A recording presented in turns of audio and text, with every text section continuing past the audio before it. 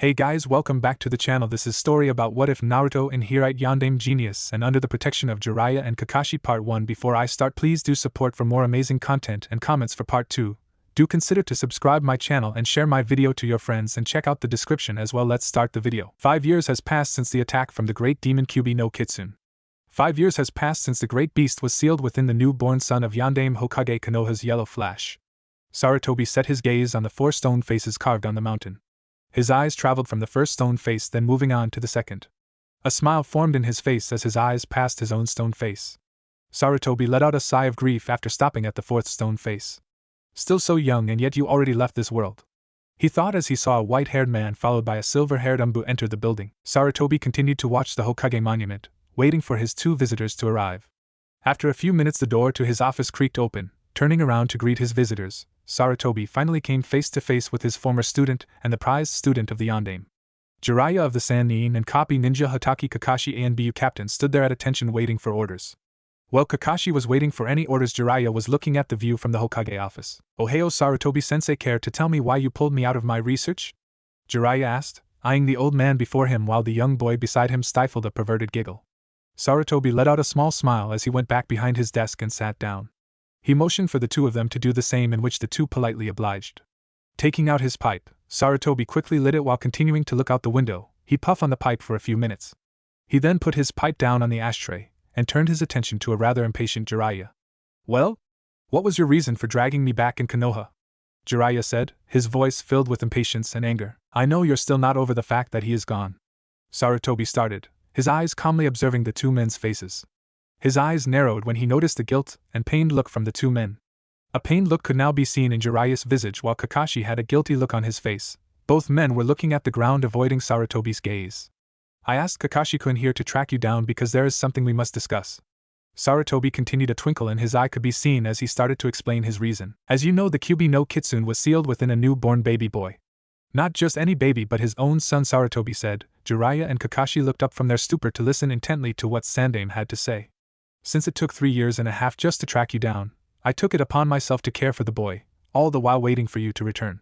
Jiraiya raised an eyebrow at this, knowing full well that the duties of a Kage was rather hectic and had very little time for leisure. Sarutobi held out his hand to stop the white-haired man from asking questions. "I had young Naruto placed under the care of the Uchiha clan during times when I am unavailable to care for the child. This proved quite a good thing also, since the Uchiha clan not only cared for the child, they also started teaching him in the ways of the shinobi." Sarutobi continued. This caused Jiraiya to have a rather shocked look on his face. "Yes, Jiraiya, I think it was a wise decision, but sad to say not everyone in the village see the boy as the hero but as the demon itself. This is where you come in, my former student, as well as you, Kakashi-kun," Sarutobi said, looking directly into the 2's eyes with a serious expression. "Jiraiya, put your research work on hold as much as it pains me. I want you back here as a Jounin-sensei in Konoha," Sarutobi announced, which caused Jiraiya to rise from his seat in anger and surprise. Sarutobi once again held out his hand to hold Jiraiya's questions and protests. He then continued, "Kakashi-kun, you and Jiraiya will be the boy's mentors since the 2 of you knew his father best, but do not divulge information about his lineage. I have already made arrangements for your stay here, Jiraiya. Your old house here is still where you last left it." After his explanation, Jiraiya began to bombard Saruto with questions. "Why the hell does it have to be me? Why can't Tsunadeheim do it? I'm not cut out to take care of the boy." Jiraiya yelled out his frustration. He really didn't want to put his research work on hold, but a glare from Sarutobi quickly made him change his mind. Kakashi meanwhile tried to raise a question, but the tense air between Sandaime and his former student. "Sarutobi-sama, where is the boy now?" Kakashi asked the question, which made the 2 men in front of him turn towards his direction. Sarutobi had a thoughtful look on his face, then glanced at the clock, a small smile forming on his face. "Naruto-kun is at the academy right now attending classes," Sarutobi replied casually, while Kakashi and Jiraiya's expression were of pure shock. Sarutobi then motioned for the 2 men to follow him towards the academy. "I believe classes are just about to end. Naruto-kun apparently has inherited his father's genius and rather hyperactive persona. And before the 2 of you ask me why Naruto-kun is attending the academy at such a young age, well, it would be because the boy seems more mature than kids his age. You see, Naruto has already been through 3 assassinations attempts from shinobis holding a grudge on the boy or the demon. If not for the protection of young Itachi and his father, the boy would no longer be among us. Naruto has seen someone attempt to kill him. This caused the boy to be in such a traumatic state. Also, this led me to explain to him about his special condition," Sarutobi said while calmly leading the nodding men towards their destination. "How did the boy take it, sensei?" Jiraiya asked, fully interested now in training the boy. Sarutobi stopped for a few minutes to puff on his pipe before turning around to reply to Jiraiya's question. Naruto-kun was angry at first, but then after I told him about Yondaime's dying wish. The boy went silent for 3 days, not talking to anyone, not even to the Uchihas who he has regarded as a family. After 3 days of silence, Naruto came to me asking if there was a way for him to become stronger and uphold Yondaime's dying wish, Sarutobi said, a small tear rolling down his eyes when he remembered that day like it was yesterday. So I started schooling him, teaching him the basics like math, shinobi history, and the essentials of a growing boy. After a year of home schooling from me and the Uchihas, I enrolled him to the academy to further his knowledge.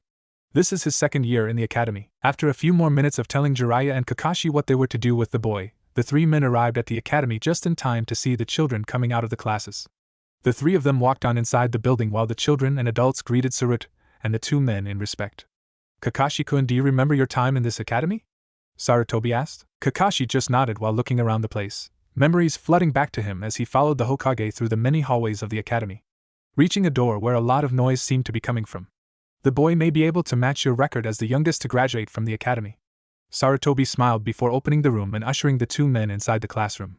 Inside the room sat a short blonde 5-year-old, silently listening to a bearded Chunin who was discussing the lesson to the boy. The Chunin instructor, finally noticing the 3 men, stopped his discussion and motioned for the boy to turn around.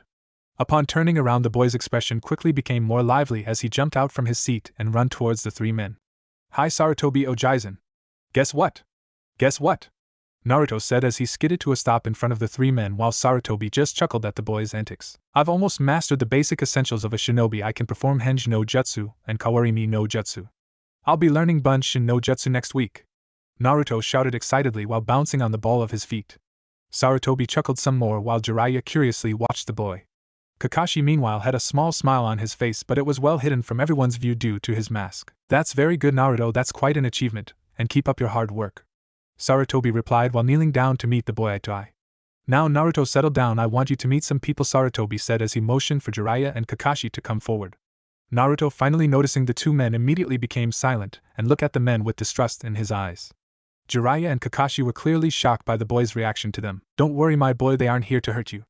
In fact, they're here to raise you, Sarutobi said, reassuring the boy who was still looking at Jiraiya and Kakashi. Kakashi then knelt down beside the Sandaime and gave Naruto a smile as he took his hand out, offering it to the blonde boy. Yo! I'm Hatake Kakashi, what's your name? Kakashi said, his voice cheerful as the boy stared at him for a few seconds before taking his hand and shaking it in a friendly manner. Naruto then grinned and told Kakashi his name. Jiraiya chose to follow Kakashi's example and introduce himself in a more fashionable way. Naruto watched with glee as the white-haired man performed his introduction, much to Sarutobi and Kakashi's embarrassment. You're a pervert, Naruto said as he pointed an accusing at the white-haired Sannin. Jiraiya had a sweat drop on the back of his head as he let out an embarrassed laugh, which of course was followed by Naruto laughing at Jiraiya for admitting he was a pervert. Kakashi meanwhile quickly hid a small orange book by shoving it into his shuriken pouch so the boy wouldn't see it. Naruto, you are going to live with Jiraiya now, and Kakashi will be like your big brother. Both of them are going to teach you how to become a strong shinobi, Sarutobi explained while Kakashi picked up the blonde boy and made the boy sit on his shoulders. Naruto now had a gleeful look on his face as he laughed a genuine laugh.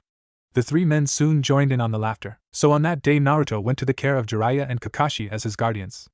Jiraiya as the father figure while Kakashi became Naruto's big brother figure next to Uchiha Itachi. Naruto would continue to visit the Uchiha manor often, training with Itachi and his father. Jiraiya continued Naruto's training outside of the academy, often teaching the boy the things that were not taught inside the school. Kakashi of course trained Naruto in taijutsu and other physical aspects of training like stamina and chakra building. On the same day that the Uchiha massacre occurred, Naruto graduated from the academy with top marks, all thanks to the help of Jiraiya and Kakashi's tutoring. The 3 of them celebrated Naruto's graduation in Ichiraku Ramen, where Naruto met a sophomore Chunin by the name of Yumino Irika. The 2 of them quickly became fast friends with a common love for ramen. The next day the news about the Uchiha massacre became the talk of Konoha. Many were quite shocked to hear that Uchiha Itachi had killed everyone in his clan except his brother Sasuke. Sarutobi had quickly dispatched a team of hunter nins led by Kakashi to capture the now missing nin Itachi. All of Konoha felt the severe blow from its depletion of shinobis, since most of the Uchiha clan were part of the Konoha police force. Naruto also mourned for the loss of the Uchihas, since the clan had taken time to care for him since he was a baby, although he never met Sasuke. Naruto grieved for a short while before returning to his duties as a genin. Sarutobi assigned Naruto to Jiraiya as his jounin sensei, which of course also became an issue from the council and village elders. Sarutobi silenced them by saying he is only fulfilling Yondaime's dying wish. Everyone eventually grudgingly accepted this while others thought differently. Naruto meanwhile didn't really feel lucky to be trained by a Sannin plus extra training from Kakashi after the scheduled hours of training by the Frog Sannin. Jiraiya then started teaching Naruto chakra control and strategy while Kakashi continued with the physical aspects, increasing the boy's stamina and chakra capacity. Kakashi also worked Naruto on speed and strength, often subjecting the boy to weighted clothing and laps around Konoha. Kakashi would also train the boy's dexterity by throwing projectiles at him while under the influence of weights, and a gravity-enhanced training method created by the Yondaime himself. Naruto soon grew in strength physically and mentally under the tutelage of Jiraiya and Kakashi while showing him the other side of shinobis. The side of which that shows shinobis as human beings and not just killing tools. Jiraiya would also take Naruto on missions so let the boy gain some experience as a shinobi.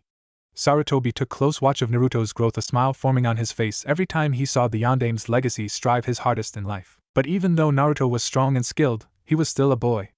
A boy who just wanted to have friends. Oftentimes Naruto would only meet cold eyes from the villagers and rejected from his peers. Although it pained the boy not to be acknowledged by the villagers of his home, Naruto would always put a smile on his face and continue on. Naruto eventually found a few friends his age. He befriended Nara Shikamaru of the Nara clan, often challenging the budding genius to a game of shugi. Next, Naruto befriended Akimichi Chuji of the Akimichi clan during a game of ninja, while he was watching the game since he wasn't allowed to play. Soon the three of them were inseparable. During their free time, Naruto, Shikamaru and Chuji are often seen either watching the clouds and eating chips or training.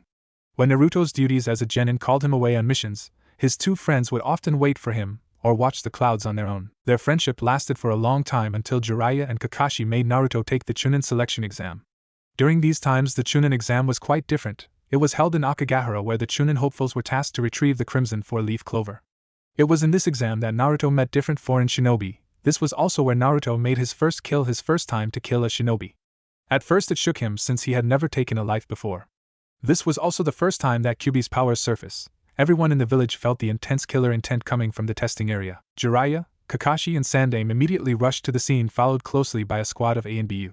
When they reached the place where the source of the killer intent originated, they found Naruto standing over a dead Chunin while being surrounded by the marionette shinobi squad. Kakashi made a move to rescue the still trembling boy, but Jiraiya and Sandaime quickly held him back. The three of them and the squad of A and BU just looked on as a berserk Naruto began to deal with the marionettes, using the skills that he learned from Kakashi and Jiraiya. Well, it seems the Kyuubi has finally awakened from its slumber within Naruto, Sarutobi said after the Chunin selection exams were finished. Out of 70 genins who entered Akagahara to partake in the exam, only 15 came out of the training area safely. Each of the 15 held a crimson four-leaf clover in their hands. One of these was Naruto. The 15 of them, after presenting the four-leaf clover to the judges, meaning the Kages present and daimyos, were then given Chunin flak jackets and promoted to the rank of Chunin. After being promoted to Chunin, Jiraiya took Naruto away on a training exercise to train the Yondaime's legacy in controlling the Kyuubi's chakra and perhaps even taming the great beast. So for 6 months Konoha didn't see the white-haired Sannin or his young apprentice. During these 6 months Jiraiya began teaching Naruto how to use Kyuubi's chakra after striking a deal with the fox, of course. The fox, stubborn as it already was, put up a good fight and refusing to pay rent as Naruto called it, but in the end the fox agreed to help Naruto. After the grueling training session he had undergone with Jiraiya, Naruto came back to the village to resume his duties as a Chunin of Konoha. Naruto is now 7 years old, 2 years since he graduated from the academy. Naruto would then often join Kakashi on missions ranking from C rank to B rank, all the while learning from his big brother figure. Naruto also went on solo missions that were issued to him by Sarutobi. Jiraiya continued to teach Naruto the jutsus that he had learned, also some of the jutsus that the Yondaime created. At 8 years old Naruto followed Kakashi's example and joined the ranks of A and B, where he came under the tutelage of Marino Ibiki, who specialized in interrogation ANF torture, and Mitarashi Anko, who used to be an apprentice to the Sannin Orochimaru before the snake Sannin defected from Konoha 9 years ago. It was also during this time that Sarutobi sent Jiraiya on a reconnaissance mission on a new organization rumoring to be growing in power. Naruto, clothed in the A and B uniform along with a black cloak and a white mask that resembled a menacing fox, stood at the gates of Konoha waiting for his father figure to arrive. Beside him stood Kakashi wearing similar clothes as him, except his cloak was of a dirty white color, signifying his rank as an A and BU captain. "Are you sure he's leaving at this time, Kakashi-Nizen?" Naruto asked, while trying to find any signs of the frog hermit. Kakashi just nodded, his eye never leaving the orange book that he was reading. Naruto rolled his eyes in annoyance, giving Kakashi a disapproving look on the book he was reading. Jiraiya had just published his second novel, Aika Aika Paradise, at which of course Kakashi immediately bought after it hit the stores. The sound of popping signaled the arrival of the frog hermit. Naruto turned his attention to the new arrival. Jiraiya had an impish grin on his face as he faced his young protege and the ANBU captain. "Well, I'm off for my mission, so I guess this is goodbye for now," Jiraiya said, kneeling down to meet Naruto eye to eye. He reached from his back pocket and pulled out a large scroll from it. He then handed it to Naruto. This, Naruto, is something that the Yondaime left for you. Sarutobi is gonna strangle me for giving you this, but I feel it is time that you learn the true reason why Kyuubi was sealed in you, Jiraiya said. Kakashi placed a hand on Naruto's shoulder as Jiraiya stood up and bade his farewell to the two of them. I'll be back once this mission is complete. Until then, Naruto, train more and remember what I taught you and learn the techniques in that scroll, Jiraiya said, flashing the blonde-haired ANBU with a grin. Naruto returned the grin with his own grin. Yash! Don't worry, Jiraiya-sensei, I'll definitely learn the techniques left to me by Yondaime Hokage and I'll prove to the villagers I'm worthy of their acknowledgement, Naruto said, taking the hood off his head, revealing his unruly spiky hair. Naruto then pocketed the scroll and gave Jiraiya a hug. Till we meet again, Jiraiya-sensei, Naruto said as he let go of the hug and took a step back. And Naruto, if our furry friend decides to become a bit of a problem, you know what to do, Jiraiya said. His voice was serious when he said those words. Naruto just nodded happily, grinning back as Kakashi also waved bye to the frog hermit.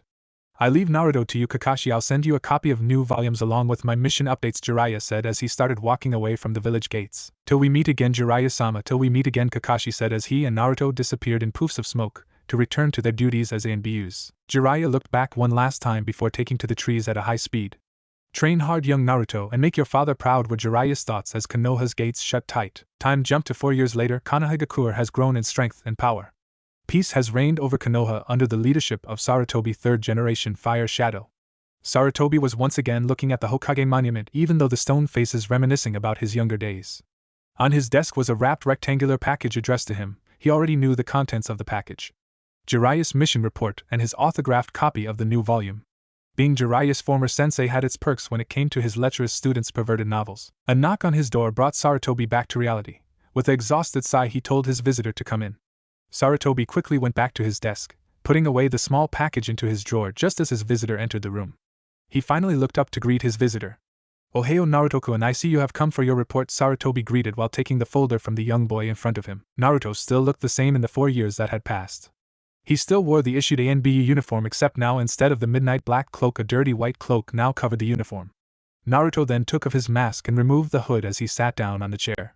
He gave Sarutobi a small grin while the old man scanned through his mission report.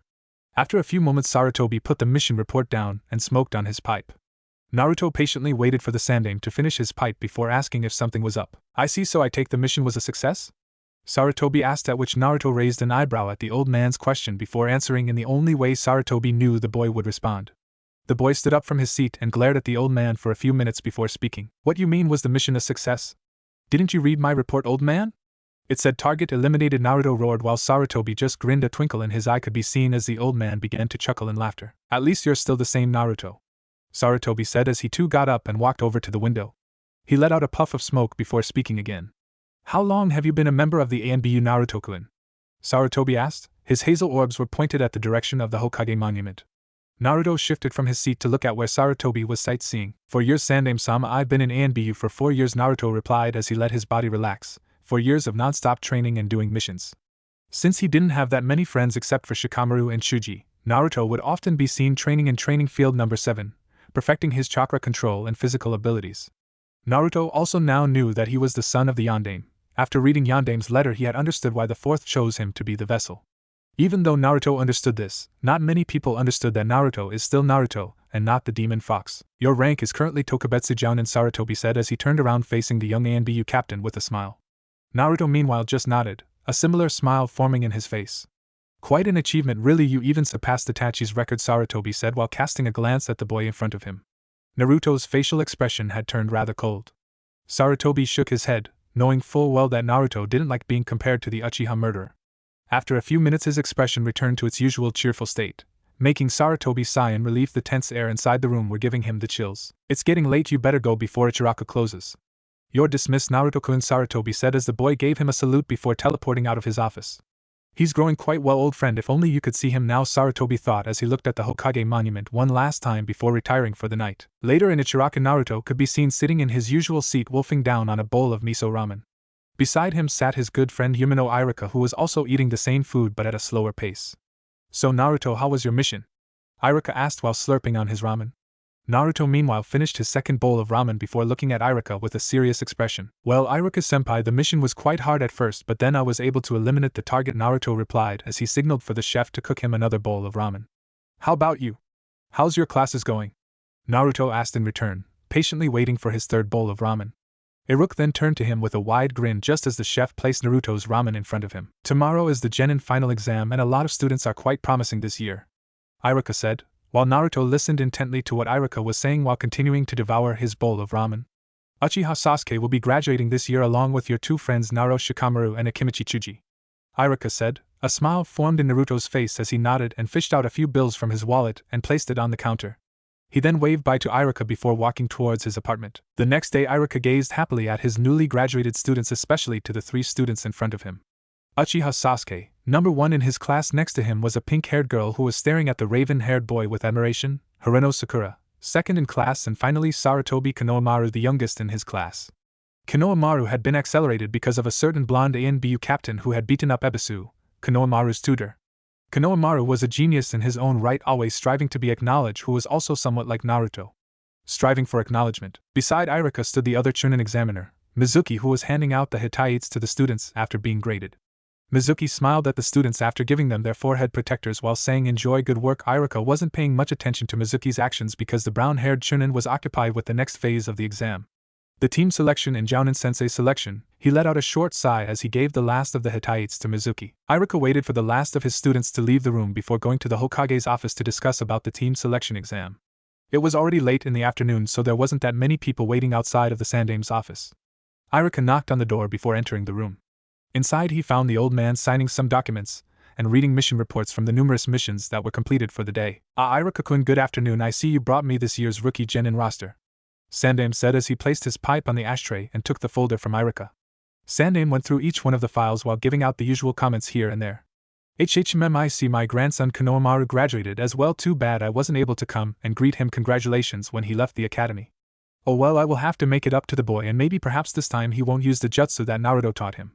Iruka had a small smile on his face knowing the particular jutsu since he himself had fallen victim to the jutsu numerous times from Naruto and Konohamaru. Please sit, Iruka, so we may finish this as soon as possible and I can celebrate my grandson's graduation, Sandaime said, offering Iruka the chair in front of his desk, at which the academy instructor quickly obliged and sat down. Okay, let's start, Sarutobi said as he took out a new folder from his drawer marked New Genin Team Roster. Iruka quickly filled the Sandaime in on each of the students' individual abilities based on their academy grades. The two of them worked on the team assignments for 2 hours, often checking and rechecking the abilities and academic grades of the students. The two of them just finished finalizing the team assignments when someone barged into the Sandaime's office.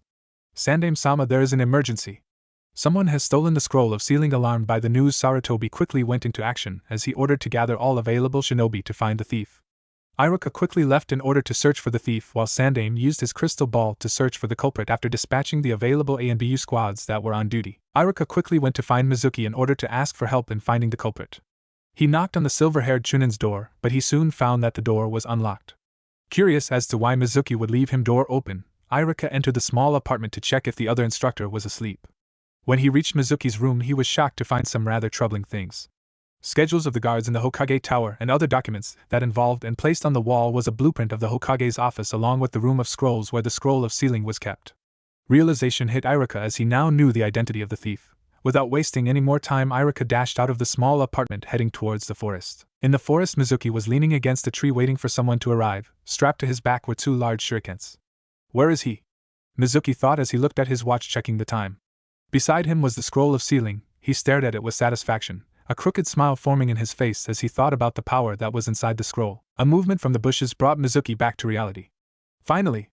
Mizuki thought as he picked up the scroll of sealing, preparing to leave with the new arrival. What took you? Mizuki began, but he stopped in mid-sentence because the person that had appeared from the bushes wasn't who he expected. Iruka had found him. Mizuki silently cursed his luck as he returned Iruka's glare. Mizuki, why did you take the scroll of sealing? Iruka asked. He caught sight of the scroll beside the man but made no move to get it. Mizuki meanwhile now had a smirk on his face as he pulled out one of the large shurikens from its strap. I'm surprised that you found this place, Iruka. Not many know about this place. Why, you ask? Well, anything is possible with this scroll, Mizuki replied as the shuriken in his hand began to spin. With this scroll I will become powerful, even more powerful than that stupid old man of a Hokage. This village sickens me, it even let a monster into our ranks of ninja. Mizuki roared out as he threw the shuriken in Iruka's direction. Iruka quickly sidestepped to avoid the large shuriken, but he failed to see the kunais flying towards him. Pain coursed through Iruka's body as the kunais struck, one grazing him on the shoulder while another was completely buried on his left thigh. Iruka gritted his teeth as he pulled out the kunai on his thigh. Iruka threw the kunai at Mizuki, who easily dodged. Then Iruka picked up a log and ran back towards the village. What an idiot, Mizuki thought as he made a move to pick up the scroll. Mizuki clenched his hands into fist when he only felt a rough bark. That bastard, I'll kill him for pulling such a trick on me. Mizuki quickly dashed towards the direction Iruka ran. The log that Iruka had taken was now where the scroll used to be. Iruka ran like the hounds of hell were after him. He held onto the scroll tightly as he tried to increase his speed, but the numerous injuries he had sustained against Mizuki was taking its toll. I have to get the scroll back to the village. I can't let Mizuki get a hold of this scroll, Iruka thought as he leaped down from a branch and continued to run on the ground. It seems like Mizuki hates Naruto because of the 9 tails. Stupid prejudiced jackass, Iruka thought, anger clearly showing in his face as he remembered Mizuki's words about the Hokage and Naruto. Meanwhile, back at the tower, Sarutobi watched in interest as the chase went on. He shook his head when the thief's identity turned out to be Mizuki. Such a pity he is blinded by hate, Sarutobi thought as he focused some more on the scene before him. I hope the ANBU squad gets there soon. Mizuki's companion is already in hot pursuit on the two of them. Mizuki had finally caught up with Iruka, who had taken a short rest. He now had Iruka cornered against a tree. Nowhere to run, Iruka, Mizuki said as he pulled out the last of his shurikens from its strap. Too bad it had to end this way, Iruka. I would have offered you a chance to join me and avenge your parents. You could have been the one to kill that monster fox, Mizuki said, but the look on Iruka's face told him that the Chunin instructor would have no part in his plans. Die, Iruka, Mizuki yelled as he advanced towards the downed Chunin. Iruka stared straight into Mizuki's eyes before looking down in defeat. I guess this is the end, Iruka thought as he waited for Mizuki's final blow. Iruka waited for the pain to come, but it never came as he only heard the sound of Mizuki screaming in pain and metal falling to the ground with a thud. Iruka opened his eyes to see Mizuki clutching to a stump where his arm used to be. The arm holding onto the shuriken now lay on the ground, blood seeping from it staining the grass and dirt. Nanny? Iruka thought as he looked past the screaming Chunin. A smile formed in his face as he recognized his rescuer. Behind Mizuki stood a short ANBU cloaked in dirty white, the fox mask looking rather cold at the traitor. The short ANBU held a large sword in his hand while staring at the still screaming Mizuki. Mizuki glared at the ANBU while clutching his wound, trying to stop the bleeding. Damn you, Mizuki cursed as the ANBU just swung his sword onto his shoulder. A dust cloud and the wind that was circling around him was pushed back by the large chakra that the ANBU emitted. The ANBU then spoke. His familiar voice now made Iruka sure of his rescuer's identity. Don't lay a finger on Iruka-senpai, the ANBU said before removing his mask, revealing his visage to Mizuki. I'll kill you if you do, the ANBU said. His voice was now filled with anger and coldness. Mizuki just laughed and charged forward, attacking blindly. Why don't you try it, you bastard? Mizuki yelled as he quickly broke into a full run towards the ANBU captain. Meanwhile, Iruka watched with admiration at his rescuer. There's only ANBU who has that high amount of chakra, Iruka thought as the Umbu captain let out a battle cry, charging head-on to the attacking traitor. There's only one ANBU who has that height, Iruka thought, a smile forming in his face as the ANBU disappeared, by using Shunshin no Jutsu, from Mizuki's sight and reappear behind the traitor. There's definitely only one ANBU captain who has a sword that huge, Iruka thought as the ANBU began to deliver his final blow to Mizuki. Feel my wrath for having raised a hand on a comrade, the ANBU said as dealt the final blow on Mizuki by swinging the sword in a slashing manner, letting loose a large blade made out of chakra to slice Mizuki in half, killing him instantly. Iruka sighed in relief as the ANBU quickly eliminated Mizuki's body using a Katon Jutsu. After the body elimination was done, the ANBU captain then turned to Iruka. A wide grin could now be seen on the ANBU's face as he removed the hood on his head. The blonde boy in front of him gave Iruka a grin as he moved towards the injured man. You alright, Iruka-senpai?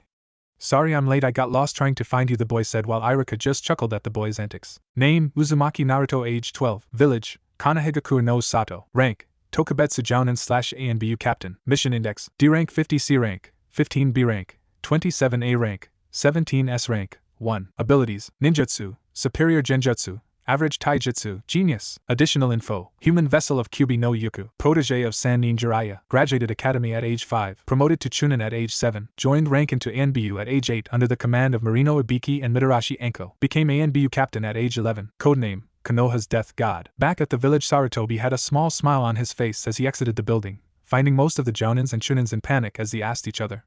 Did you find the thief? One Chunin asked while the ANBU squads nearby didn't immediately stood at attention. Where's Captain Uzumaki?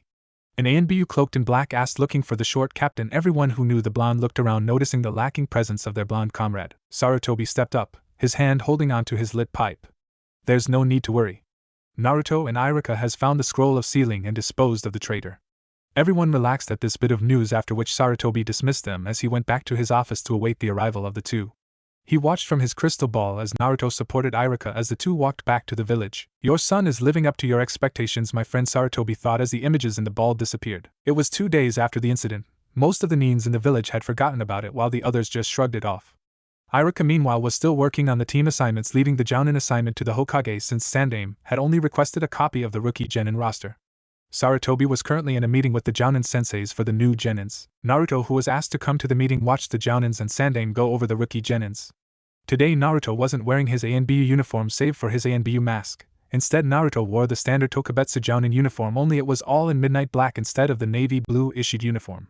He watched through the slits on his mask, noticing a silver-haired Jounin not paying attention to the meeting. Instead the Jounin read an autographed orange book.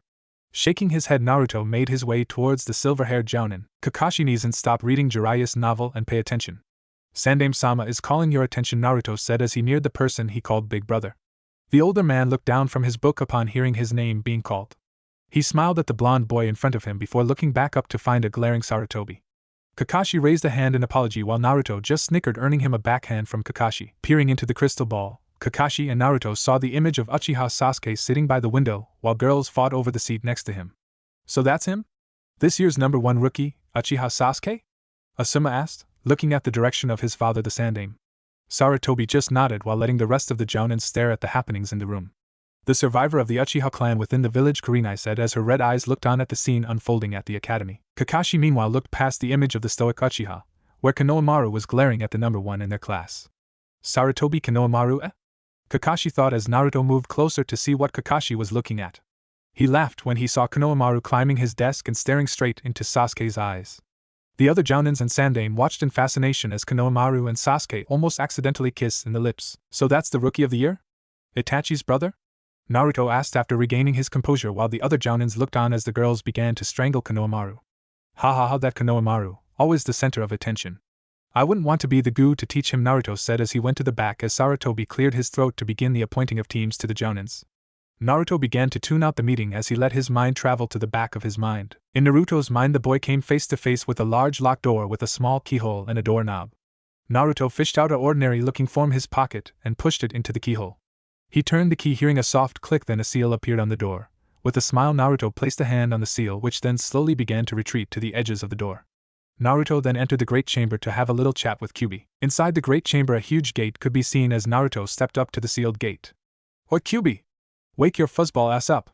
Naruto yelled as the great beast began to stir from its slumber. Naruto waited for the Kyuubi to fully awake, hearing growls and yawning sounds from inside the cage. Wake up, Kyuubi! Naruto yelled after a few minutes of the fox not even noticing your presence. What is it that you want, brat? Kyuubi replied, his crimson orbs staring back into Naruto's cerulean orbs. Kyuubi growled in anger when Naruto ignored him for a few minutes before replying to his question. Naruto took a seat on the cold floor while having a thoughtful look on his face. Tell me again how my father defeated you, Naruto asked, earning him a furious growl from the great beast. Naruto snickered, knowing this would infuriate the fox. His visage quickly went from amusement to a serious one as he looked at Kyuubi again. Well, I was wondering if there's any way for me to learn your jutsus and knowledge, Naruto said as he watched Kyuubi look up in surprise and waited for it to think about the idea. A rather good proposition, maybe perhaps you'll finally show some respect, Kyuubi said as he thought of the idea and also leaving behind his own legacy. I will think about your offer, boy, but if you truly want me to teach you, at least learn to call me by my name and show some respect. Kyuubi roared as he used a small amount of his chakra to send Naruto back to reality. Back to reality, Naruto found himself being stared at by all the Jounins and the Hokage. Naruto raised an eyebrow, trying to understand why they were looking at him like that. Sarutobi, losing patience, chose to clue the boy in on what just transpired in the meeting. Naruto-kun, so good of you to join us here in the real world, Sarutobi said while trying to hold in his anger. Snickers from the other Jounins in the room could be heard. Naruto led us aside then apologized for not paying attention. Okay, now let me start with the team assignments, Sarutobi said as the Jounins immediately lined up to receive their new teams. Sarutobi began handing out the folders to each Jounin, giving them teams 1 to 6. When he reached Team 7's folder, a small smile formed in his wrinkled face as he called out the Jounin to lead the team. Uzumaki, Naruto, you will lead Team 7, Sarutobi announced. The Jounins around the room were in shock when they heard it. Naruto meanwhile had a different reaction. He looked up in surprise then started yelling. What you mean I'm to lead a team of genin? I'm an ANBU captain, old man, not some babysitter. Sarutobi's face quickly flared into anger after the old man comment. I don't want to lead a team of genin, let Kakashi Nizen do it, Naruto shouted out, crossing his arms in defiance. Sarutobi just inhaled some smoke from his pipe before Kakashi stepped up to explain why he was chosen. Naruto, you need to lead a team who is younger or the same age as you, not older than you, Kakashi explained while Naruto tried to ignore Kakashi and Sarutobi's gaze. Why do I have to do this anyways? Naruto thought as he tried to find a way to get out of the situation. After a few minutes of thinking, Naruto let out a sigh in defeat. He looked at Kakashi, then to Sarutobi. Who's going to take over my team? Naruto asked, indicating the team of A and B he lead. Sarutobi just pointed to the person beside him. Naruto turned to his side and found Kakashi. Eh? Isn't Kakashi Nizan a jounin already? Naruto asked. Sarutobi meanwhile was rummaging through a closet behind his desk. Kakashi just gave a smile to Naruto. But I can't teach, I don't know what to teach them. Naruto protested again. Kakashi ignored Naruto's protest by reading his Ika Paradise. Sarutobi finally found what he was looking for and threw it to Naruto. Naruto caught the object easily, then started to inspect the object. What's this, old man? You trying to bribe me? Naruto asked while holding out the object that Sarutobi had thrown at him. A black jounin vest just his size. Sarutobi let out a small laugh as he just sat back in his seat and continued to hand out the last of the team folders. You'll take a team, Sarutobi said casually. No way! Naruto shouted as he tried to control himself. Sarutobi repeated what he said, but Naruto tried to ignore him. Naruto growled as Sarutobi just gave him a small smile. Naruto just glared at Sarutobi, trying to persuade the old man from giving him a genin team. Naruto quickly stepped back, his hands performing a hand seal. Henge! Naruto called out as smoke rose up from the ground, quickly transforming him. Please, Hokage-sama, Naruto said in his female form, blowing a kiss at the old man. Sarutobi stiffened while the male jounins gasped in surprise when they saw what Naruto transformed into. Sarutobi and all the male jounins in the room immediately fell backwards after a huge torrent of blood shot out of their noses. All of the males in the room, including Kakashi of course, lay on the floor twitching while a trickle of blood flowed freely into the tiles. After a few minutes of which Naruto tried to control himself from laughing out loud, Sarutobi and the other men came to, using their handkerchiefs to wipe the blood from their noses. Oroike no jutsu, what a devastating technique you have, Sarutobi said, earning him glares from the other men in the room and a painful pinch from Kurenai. Anyways, Naruto, you will take on a team whether you like it or not. Your rank is now Rookie Jounin. Your team, Naruto, will consist of Uchiha Sasuke, Haruno Sakura and my grandson, Sarutobi said while the newly promoted Rookie Jounin just let out a defeated sigh. I'm putting my trust in you to train Konohamaru well, Sarutobi said as he blew out some smoke. Naruto raised his hand to protest, but Sarutobi just silenced him with a hand. I know this is difficult for you since you never communicated with children your age except for Shikamaru and Chuji. Think of it as a chance to make some new friends, Sarutobi said while Naruto just nodded, knowing full well that there was no changing the old man's mind. Good, now that you accepted. All of you will be meeting your new teams later in the afternoon. So I suggest to take this time to read the folders and plan a final test for your teams, Sarutobi said as he waved them off, dismissing them. Oh, and Naruto, good luck and congratulations, Sarutobi said to the retreating back of Naruto. Naruto raised his hand in acknowledgement to what the Hokage said. Naruto finally caught up with Kakashi, who was currently on his way towards the ANBU HQ to meet Naruto's old team and deliver the news of their new captain. Why, Kakashi Nizan, wait up! Naruto called out to the son of the White Fang. Kakashi, upon hearing Naruto's voice, stopped and turned to the source. He raised an eyebrow, inquiring what Naruto wanted. Any, Kakashi Nizan. Can you at least help me train with my new team? Maybe train the Uchiha or something. I can handle Konohamaru and this Haruno girl, but I don't know jack shit about the Sharingan except countering it. Okay, fine, I'll help you, but only as an advisor, I won't be there all the time. Kakashi replied, placing his hand on Naruto's head and ruffling up the boy's natural spiky hair. Naruto just nodded as he disappeared in a puff of smoke. Kakashi ran his hand through his hair that defied gravity and continued on to the building. Naruto meanwhile was heading towards Ichiraku for a quick lunch, seeing as he only had an hour to go before meeting with Team 7. On his way there he passed by a dango stand where a purple-haired female Tokubetsu jounin was ordering some dango. The purple-haired female, catching sight of the blonde jounin, waved her hand motioning for Naruto to join her. Konnichiwa and konnichin. Naruto greeted as he came closer to his former commander. Hey Naruto-kun, care to join me for some dango? Anko asked, offering Naruto one of her dango pieces. Naruto waved his hand indicating he didn't want to impose. Anko just shrugged it off, continuing to eat her meal with satisfaction. Anko, finally noticing the different vest that Naruto wore, raised an eyebrow. Did old man Sarutobi kick you out of the ANBU force? Anko asked, while giving Naruto the once-over with her eyes making the boy fidget under her scrutiny. The old man said I'm better off training genins my age rather than leading a team of subordinates twice my age, Naruto replied as he looked up at the sky, checking the time. He also wants me to train Itachi's little brother and his grandson Konohamaru. Naruto replied while Anko tried not to laugh at the boy's situation. You mean you're teaching this year's #1 rookie and the third's grandson? Anko asked in surprise since she knew of the boy's reputation as a heartthrob around the academy, and also the other female population. Naruto just nodded in annoyance. He was clearly not happy about being removed from the ANBU force. Oh well, at least you get to keep your mask and that huge sword of yours, Anko said, pointing to the dangling ANBU mask strapped to Naruto's belt. Naruto just grinned as he pulled out the large blade. Yet too bad those Zanpakuto Soul Slayer will miss separating a target soul from its body, Naruto said, giving Anko a wide grin, which Anko returned with an even wider grin. Naruto quickly sheathed his sword as he turned to leave for his lunch. See you around, Anko-nichan, and enjoy your blood baths, Naruto called back as he disappeared inside of Ichiraku. Anko just chuckled lightly at the small joke that the boy just said. I'm gonna miss your energetic ways, kid, Anko thought as she paid for her meal and left. At the academy, most of the newly graduated genins were waiting in anticipation for the three-man team assignment. Most of the kunoichi were arguing on who would be in Sasuke's team.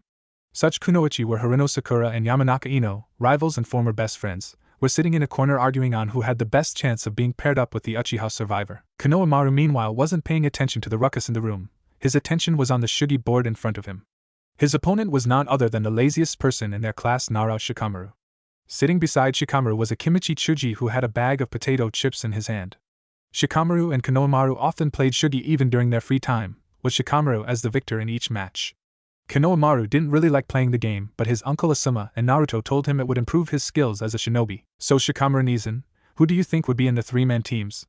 Konohamaru asked as he moved a piece, then taking one of Shika's pieces.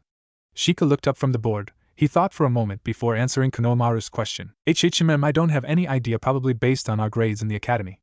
I don't really care, it's too troublesome, Shikamaru replied, his voice now sounding bored as he moved a piece on the board, then said. Checkmate, game over. Chuji opened another bag of chips just as Irika entered the room holding onto a piece of paper. Starting today you are no longer students. You are now real shinobis and kunoichis, but you are still merely rookie genin. The hard part has just started. Irika said as he looked at the genins in front of him. Yeah, but only 9 of you will be real genins, Irika thought as he began to announce the three-man teams. Now I will divide you into the three-man teams and assign a Jounin sensei to complete missions with. Irika announced, all attention immediately going to him. The teams were then announced, balancing each team's strength. Irika announced the teams from the 1st up to the 6th. Most of the kunoichi genins were waiting anxiously who would be with Uchiha Sasuke. Now for Team 7. Uchiha Sasuke, Irika announced, feeling every kunoichi in the room tense up upon hearing the number 1 rookie's name being called. Haruno Sakura. This of course caused Sakura to rise from her seat and yell out in triumph. Irika had a sweat dropped on his head when he saw Sakura's reaction. Irika cleared his throat to gain back his former students' reactions. And Sarutobi, Konohamaru, everyone gasped when they heard this. Konohamaru meanwhile immediately rose from his seat and began protesting. Irika-sensei, why does an outstanding ninja like me have to be on the same team as that bum? His finger pointing to Sasuke, then he cottoned and to the ugly flat chest. This earned him a punch from Sakura while Sasuke just ignored Konohamaru's words. Sasuke is this year's number 1 rookie and Sakura is the top kunoichi in the class, Irika said as he looked up to where Konohamaru was standing. Konohamaru, your grades in the academics were only average and you barely passed the physical exam. Your physical exams pulled you down to dead last. Irika said. Everyone in class laughed. Irika once again cleared his throat as the class went into silence again, silent enough to hear Sasuke say, just don't get in my way, Dobes, Sasuke said while Konohamaru just ignored Sasuke's words and went back to his chest. Sakura meanwhile praised Sasuke for being the number 1 rookie, but all she got was. Sasuke looked at her then said, don't get in my way as well. Flat chest Sakura was in the brink of tears. Irika just shook his head as he resumed announcing the teams. When the final team was announced, Irika opened the door to let the Jounin senseis enter the room to collect their students. The Jounins though didn't use the door, instead they teleported right in the middle of the room, earning them surprised gasps from the genins. Each of the Jounins stepped forward when their names were called out to fetch their teams. The Jounins then immediately collected their teams and left. It was until Team 7 sensei was called that everyone were shocked. Team 7 sensei Irika started to announce. When he looked at the name he almost fainted in shock. Uzumaki Naruto. Irika had a shocked look on his face while thinking, Nani? What the hell is Sandaime-sama thinking? The members of Team 7 looked up in front trying to find their sensei among the Jounins assembled, but no Jounin were answering to the name. A crash from outside the classroom caused everyone to look at the door as it began to open. As the door opened, a masked Jounin stumbled into the room, breathing rather hard. Sorry I'm late. I had to help an old woman to cross the street. The Jounin said his apologies as he stood up, while everyone stared at him in wonder. Shikamaru and Shuji had huge grins on their faces when they saw their friend enter the room. They were sad in thought because Naruto wasn't their sensei. What the hell? That's our Jounin sensei? A midget? Sakura thought as she watched the Jounin dust himself off. She then noticed the way the other Jounins were standing at attention, not like before where they were relaxing. She also noticed the big sword strapped to Naruto's back, her eyes going wide in shock. Wow, that's a huge sword. Every genin in the room was staring at the short Jounin and the huge sword that he was carrying. It's alright, Captain Uzumaki. You're not that late, a Jounin replied when the short Jounin set his gaze around the room. Naruto just nodded in reply as he then had a little talk with Iruka. Most of the Jounins present except for Asuma and Kurenai had undergone ANBU training. They knew of Naruto's reputation as well as his status as the vessel of the Nine Tails. Naruto, what the hell is going on? I thought you were in charge of an ANBU squad, Iruka said, his voice filled with annoyance while Naruto just shrugged and told him the reason why he was pulled out of ANBU duty then promoted to the rank of Jounin. Iruka grudgingly accepted the Hokage's reason then turned to the class. Alright, Team 7, follow your sensei, Iruka said as the three members rose from their seats and began to follow Naruto out of the door. Iruka then announced the rest of the Jounin senseis to the other teams. Team 8 Jounin sensei Yohi Kurenai. Team 8 composed of Hyuga Hinata, Inuzuka Kiba and Aburame Shino immediately stepped forward, following Kurenai out the door. Team 9 Jounin sensei Saragaki Tsujimi. Team 9 immediately followed the cross-eyed looking Jounin. Team 10 Jounin sensei Sarutobi Asuma Shikamaru grumbled as he got up and lazily walked out the door followed by Chuji and a still in disbelief Ino. At the Hokage monument, Team 7 could be seen sitting on the floor. Naruto carefully observed his new team, sizing them up by the size of their chakra capacity. HHMM the Uchiha has a large amount good potential too. The Haruno girl has just enough to perform basic techniques, and HHM Konohamaru's chakra capacity is slightly higher than the girl, Naruto thought while watching his team through his ANBU mask. Naruto had decided to wear his mask to hide the marks on his face.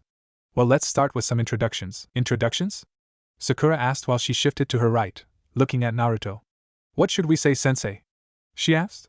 Naruto meanwhile held out his hand and began to speak again. How about your likes and dislikes, dream for the futures, but before that, you can call me Naruto-senpai, not sensei since I'm just the same age as you. Naruto replied. This earned him shocked looks from the two top students while Konohamaru already knew who it was under the mask. Except you're going to call me sensei since I'm older than you and your teammates Nizan and Neichan, Naruto said, pointing his finger to Konohamaru. Okay, but why don't you introduce yourself first, Sasuke said, clearly wanting to know about the Jounin assigned to lead Team 7. Naruto placed a hand on his chin in a thoughtful manner. Me? My name is Uzumaki Naruto. Naruto started, the three members of Team 7 listening intently to Naruto's introduction. I have no desire to tell you about my likes. My dislikes are people who give up and those who say there is always a shortcut to gaining strength. Naruto continued, which made Konohamaru and Sakura have confused looks on their faces. Naruto then turned around facing the stone faces of the Hokage as he said his dream. My dreams for the future is become Hokage and surpass the previous Hokages so that Konohagakure no Sato will recognize my existence. The three of them now had looks of admiration to what Naruto just said. Sakura meanwhile huddled closer to Sasuke and Konohamaru. So all we learned was his name, his dislikes and dreams, Sakura said in a whisper, both boys replying by nodding their heads. Okay, your turn, Naruto said, pointing to Konohamaru, as he crossed his arms leaning against the railing as he once again faced the three genins. My name is Sarutobi Konohamaru, Konohamaru said as he pointed to himself. I like to train and pull pranks on Sarutobi Ojaizen and techniques that Ojaizen teaches me. My dislikes are people who don't see me as me but as the Hokage's grandson, he said. His voice had a hint of anger when he said the last part. My dreams for the future is to become Hokage and have everyone call me by my real name. My hobbies are challenging my rival for the Hokage name. Naruto smiled in his mask. Well, that's interesting, Naruto thought as he pointed to Sakura. My name is Haruno Sakura, Sakura said cheerfully as she gave a small smile. My likes are the person that I like is, Sakura said as she looked at Sasuke with dreamy eyes. My hobbies are, she once again looked at Sasuke then turning away before saying. My dreams for the future is, she looked at Sasuke one last time before burying her face between her knees. Fits of giggles could be heard. And? Your dislikes? Naruto asked, his voice beginning to be annoyed by the information he was getting from the girl. I dislike Konohamaru, Sakura replied flatly, glaring dagger at Konohamaru as she said it. Konohamaru meanwhile stood up shaking his fist at the pink-haired Kunoichi. You want to make something out of it, flat chest? Konohamaru roared, infuriating the Kunoichi as Naruto just coughed, making the two of them turn their attention back to Naruto. Great, I got a love-struck girl. Che, why are girls more interest in love than training? Oh well, more fun for me, Naruto thought as he spoke to reprimand Konohamaru the only way he knew how. My Konohamaru, I didn't know you were a pervert like your grandpa, Naruto said, immediately shutting up Konohamaru and making the boy return to his seat. And the last one? Naruto said, pointing to Sasuke. Sasuke had his hands up to his chin as if he was deep in thought. My name is Uchiha Sasuke. The Uchiha survivor started while gazing on the floor. There are tons of things that I dislike. And I don't really like anything. Naruto just listened intently to Sasuke's introduction. His introduction by far seemed to be the most interesting. I don't like to use the word dream, more like ambition. The resurrection of my clan and to kill a certain man, Sasuke said, his eyes blazing in fury at the very thought of Itachi. Konohamaru had moved away from Sasuke, looking at the stoic Uchiha like he had lightning bolts coming out of his ass. He better not mean me, Konohamaru thought while Sakura had hearts in her eyes, staring at Sasuke with admiration. Sasuke-kun is so cool. Naruto meanwhile wasn't too impressed with the last part. As I thought, well, this is great, I have a team consisting of a love-struck Kunoichi, a Avenger, and the Hokage's grandson. Okay, you guys are all interesting, Naruto said while fixing his mask. We'll start our missions tomorrow. This of course immediately made Konohamaru salute excitedly, and ask what kind of mission. Naruto crossed his arms again as he looked at Team 7. First we are going to do something with just the 4 of us. Tomorrow's mission is survival training. Eh? Survival training? Why is that our mission? Sakura asked curiously. We did enough training in the academy, she continued, which Konohamaru nodded to affirm what Sakura just said. Naruto now had a sadistic grin on his face, but it was unseen because of his mask. This isn't like normal training, Naruto replied. Then what kind is it? Konohamaru asked. At this statement Naruto began to chuckle lightly, then it grew to a full-blown laugh which made Team 7 raise an eyebrow as to why Naruto was laughing. Hey, what's so funny, senpai? Sakura asked, clearly not liking the way Naruto was laughing. The blonde jounin continued to laugh before replying to Sakura's question. No, well, it's just that when you guys hear this, you're definitely gonna flip, Naruto said, earning him confused looks from Team 7. Naruto then leaned closer as he explained what he meant. Out of the 27 graduates, only 9 will be chosen as genin. The rest will be sent back to the academy, so this training is the real genin exam with a high failure rate of 66. Naruto watched in amusement at Team 7's reaction. Hey, I told you you'd flip, Naruto said, giving them a foxy grin. Alt-hot Noon could see it. Well, anyways, tomorrow I'll be grading you on the field. Bring your shinobi equipment, and meet at 5 a.m. Naruto said before dismissing the still in shock Team 7. Sasuke sat there slouching and unclenching his fist, while Konohamaru was shaking. Sakura meanwhile was visibly trying hard not to cry. Naruto turned his head before disappearing. Oh, and prepare yourselves. Your attitudes need adjustment. The next day at exactly 5 a.m. Team 7 assembled at Training Field 7. Sakura greeted Sasuke with a sleepy good morning while Konohamaru just stopped in the middle and tried to stay awake. Sasuke meanwhile didn't show any signs of discomfort from waking up early. After 3 hours of waiting, Naruto finally arrived clothed in full jounin uniform, with Zanpaku's strapped to his back while numerous pouches were around his belt. Hey guys, Ohio, Naruto greeted casually, raising a hand in greeting. You're late. Sakura and Konohamaru shouted together, pointing an accusing finger at Naruto. Sorry, someone stole my alarm clock, so I had to wait for the store to open and buy a new one, Naruto replied, saying his apologies at which none of his subordinates were listening to.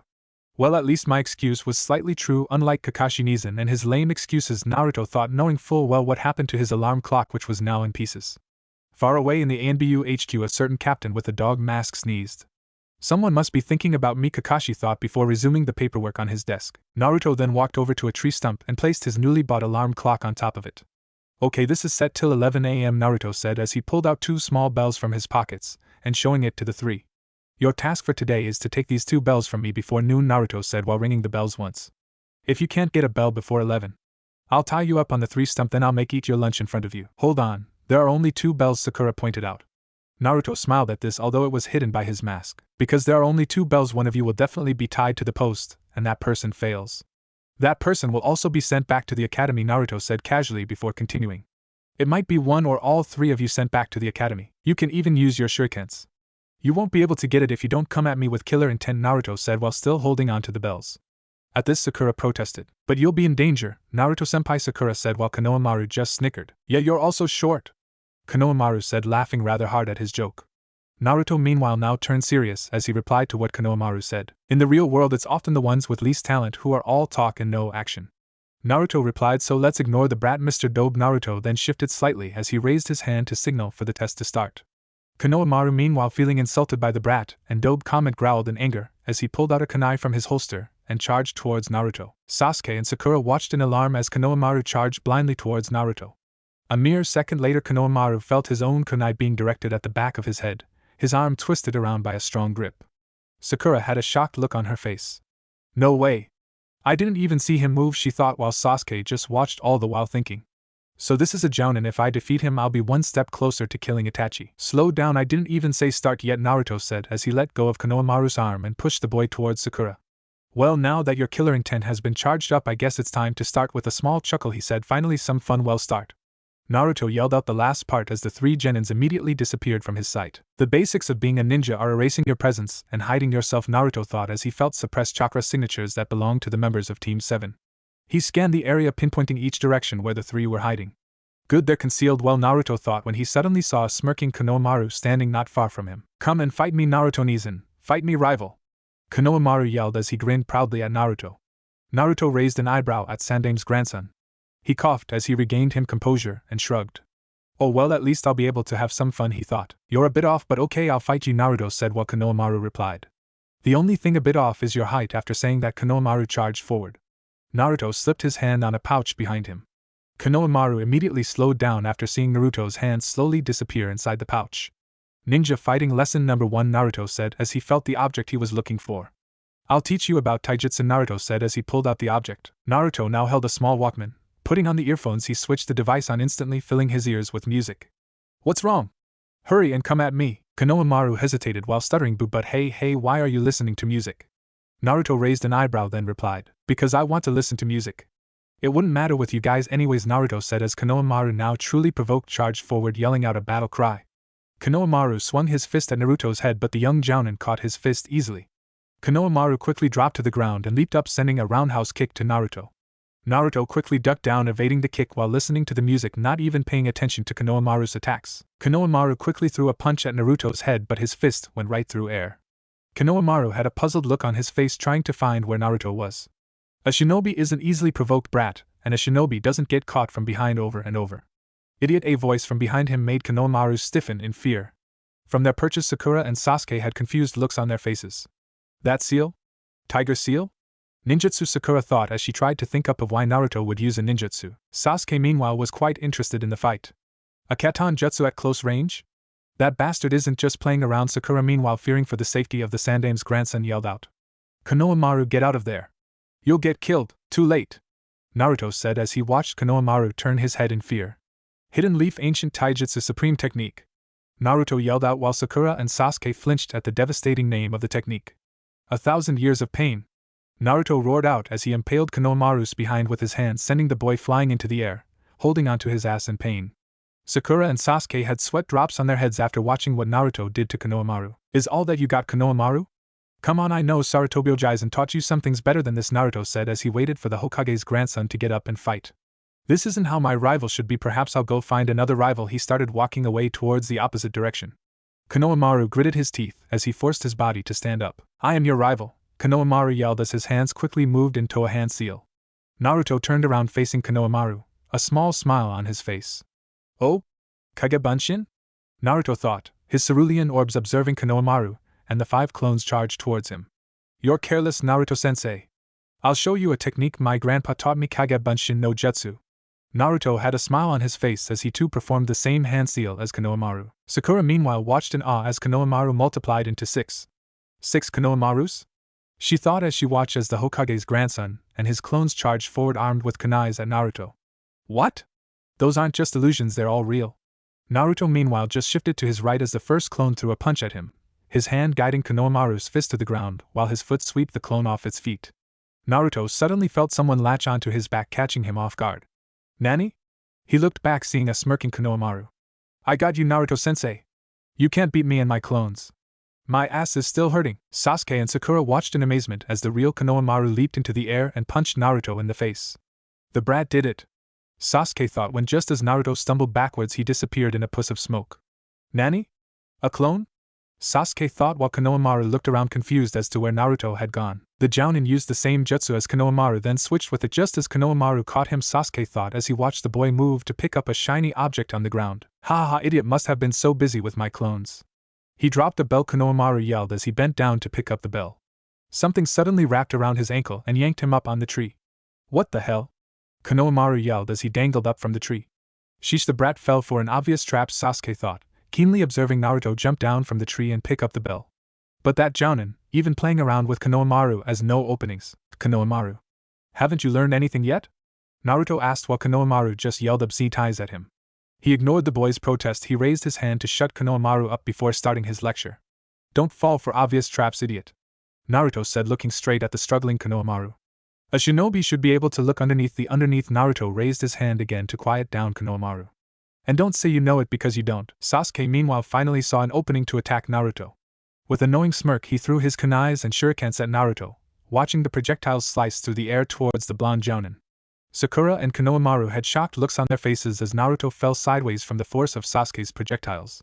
"Sasuke, that's too much, you bastard!" Sasuke meanwhile growled in frustration as Naruto disappeared, leaving behind a log in his place. "Kyuso. He used Kawarimi to dodge, and thus made me give away my position," Sasuke thought as he moved farther backwards to try his luck in getting a bell. Sakura meanwhile had already left her position to find Sasuke. Naruto meanwhile was getting bored already. He had already watched Konohamaru fall into the same trap twice and was waiting for his other two subordinates to come and attack him. "Okay, I'll go test their individual skills then," Naruto thought as he dashed towards the forest where he sensed Sasuke's chakra signature. On his way to test Sasuke, Naruto saw Sakura walking around yelling out Sasuke's name. Naruto shook his head as he quickly snuck up behind Sakura, his chakra signature suppressed to a point Sakura didn't even know what hit tapped Sakura from behind, channeling chakra as he started the jutsu. Megan, Narukami no Jutsu, Demonic Illusion, Vision of Hell. With a small smile, Naruto went on to search for his final target. Sakura groggily shook herself, feeling a bit off. "Nani? What the hell happened? Shinaro. What the FCK happened? Where's Sasuke-kun?" Sakura looked around, noticing for the first time her surroundings. She turned around, hearing a rustling from behind her. She pulled out two kunais from her holster. A familiar voice called out to her, her face lit in happiness as she said the person's name. "Sasuke-kun." Sakura ran towards Sasuke when Sasuke suddenly uttered the words that she hated the most. "Sakura, you're so annoying, die." With that, Sasuke lunged at Sakura, the kunai in his hand moving towards her neck. Sakura screamed in terror as she fainted, dropping to the ground like a sack of potatoes. Naruto meanwhile sighed. "I guess I went too far," he thought as he neared Sasuke's location. Sasuke meanwhile heard Sakura's scream. Alarmed, he quickly got his guard up, sensing Naruto's presence near him. Shinobi Lesson Number 2, Genjutsu. Sakura fell for it easily, a voice behind him said, accompanied by the ringing of two bells. Sasuke just stood there, his back turned to Naruto. Naruto leaned against the tree, music blaring from his Walkman while looking at the sky. "I'm not like them," Sasuke said as he faced Naruto, weapons held in his hands. Naruto had a smile behind his mask as he observed Sasuke's stance. This should be interesting, Naruto thought as Sasuke crouched down and let loose a fury of shurikens and kunais. Naruto quickly moved to the side, dodging the projectiles. He then turned his head to see that the projectile's target wasn't him but the trigger for the trap. "Very clever, I see now why he is this year's #1 rookie." But I was a #1 rookie too, Naruto thought as he used some acrobatics to dodge the knives that were released from Sasuke's traps. Sasuke then charged forward to engage Naruto in a taijutsu match. Sasuke leaped into the air as he sent his right foot towards Naruto's face. The blonde Jounin then blocked the kick with his left arm as Sasuke brought his fist towards his face again while he was occupied. Naruto easily caught Sasuke's fist, now having both hands occupied. Sasuke then smirked as he sent his left foot upward to land a blow to Naruto's head. Alarmed by Sasuke's plan, Naruto then brings his arms up, blocking Sasuke's kick. He then comes face to face with Sasuke's smirking face when he sees that the Uchiha still had a free hand which was not moving towards one of the bells. Naruto smirks as he quickly lets go of Sasuke's foot, then places his hand directly in front of the Uchiha's face. Just as Sasuke touches one of the bells, Naruto uses his finger to send Sasuke flying backwards. A thud could be heard as Sasuke lands on his feet, while nursing his forehead, where Naruto used a finger flick to send Sasuke back. "Well, I'd say your taijutsu is good," Naruto said as he held onto his right hand. Sasuke meanwhile finally got up and started going through a sequence of hand seals. Naruto meanwhile, recognizing the hand seals, followed Sasuke's example, catching up to the Uchiha just as both got to the tiger seal. Two large fireballs met in mid-air as two voices shouted out the technique. "Katon, Gakkaku no Jutsu." Elsewhere, Sakura finally woke up, her head having a short headache. She then remembered what happened earlier. "Sasuke-kun tried to kill me, but I'm still alive," she thought as she got up and went to try and find the Uchiha, her mind still under the influence of the Genjutsu. Konohamaru meanwhile had finally gotten loose from 25 of the same traps that he fell to earlier. He had a gleeful look on his face as he spotted the lunches that Naruto had brought for them. I'll eat my share and Sakura's share," Konohamaru said as he began to trek towards the large stone behind the tree stumps. Back to Sasuke and Naruto. When the flames ebbed, Sasuke found himself alone while the area around them scorched from the intense heat that occurred when the two large fireballs met. "Damn, he's gone." Sasuke scanned the area looking for Naruto, but he didn't find the blonde Jounin. Naruto then appears right in front of Sasuke. The Anbu mask seemed more menacing up close. "Kanashibari no Jutsu." Sasuke found himself unable to move, his body numb and refusing to move. "What the hell did you do to me? You bastard!" Sasuke yelled out his frustration as he strained his muscles, urging them to move. Lesson number 3, Ninjutsu, Naruto said as he started walking away, feeling the lunches that he brought for Team 7 was in danger. Sasuke meanwhile was still trying to move, his wrists and ankles starting to ache from being forced to work. "Damn it, even if he's my age there's still a very large difference in skill and strength." He even threw me off with just a flick of his finger, Sasuke thought when he noticed a pink-haired kunoichi moving towards her. From the look on Sakura's face, she was pissed. Sasuke tried to think of what would have made her so angry. He was about to ask what was wrong, but then Sakura came face to face with him and began to yell. "There you are, Sasuke-kun!" Sakura screeched as she neared the unmoving Uchiha. "What's wrong, Sasuke-kun?" Sakura asked when she remembered what Sasuke tried to do to her earlier. "Sasuke-kun, as much as I love you, this is revenge for trying to kill me earlier," Sakura yelled, while Sasuke had a confused look on his face. "What the FCK is she talking?" Sasuke thought, but his thoughts were halted when Sakura suddenly drew her foot back and rammed it into his family jewels. Sasuke's eyes went wide in shock as pain coursed through his body. On instinct, Sasuke fell to the ground, his hands immediately going to his crotch, holding it in pain. Too much in pain, Sasuke failed to notice that the pain had caused him to be released from Naruto's jutsu. Sakura then started walking away, to try and let her anger for Sasuke pass by. Meanwhile, back to Konohamaru, who was tied up in the tree stump. Naruto sat on the tree stump next to where Konohamaru was tied up. He looked at his alarm clock, seeing as it was nearing 11 a.m. He sighed as he quickly jumped off the stump and raced into the forest to collect his two other subordinates. Time for the real fun to start. Gonna be fun breaking these two down. Naruto raced into the forest, easily collecting the still in pain Uchiha. What the hell happened to him? Naruto thought as he tied up Sasuke with some wire, then began to look for the female member of Team 7. He soon found Sakura watching the tree stump where Konohamaru was tied up. She was so engrossed at looking for Naruto that she failed to notice Naruto sitting beside her. "Boo!" Naruto said suddenly, making Sakura jump up in fright. Without wasting time, Naruto dragged the other two to the tree stump and placed them against the stumps. Just as Sakura touched the wound, the alarm went off, signaling the end of the test. Naruto sat in front of the tree waiting for the two unconscious members of Team 7 to awaken. He just looked at them, analyzing and evaluating their abilities from what he had observed earlier. After a few minutes, Sasuke and Sakura began to stir. At first they looked around, soon finding themselves at a watchful gaze of Naruto. "Good, you're awake now. Before you guys eat your lunches, I'm going to give you your evaluation." The three new graduates immediately perked up after hearing those words. "Well, there's no need for you guys to go back to the academy," Naruto said, causing Konohamaru and Sakura to shout in happiness. Sasuke chose not to reply since the pain in his groin was still starting to ebb. "Huh.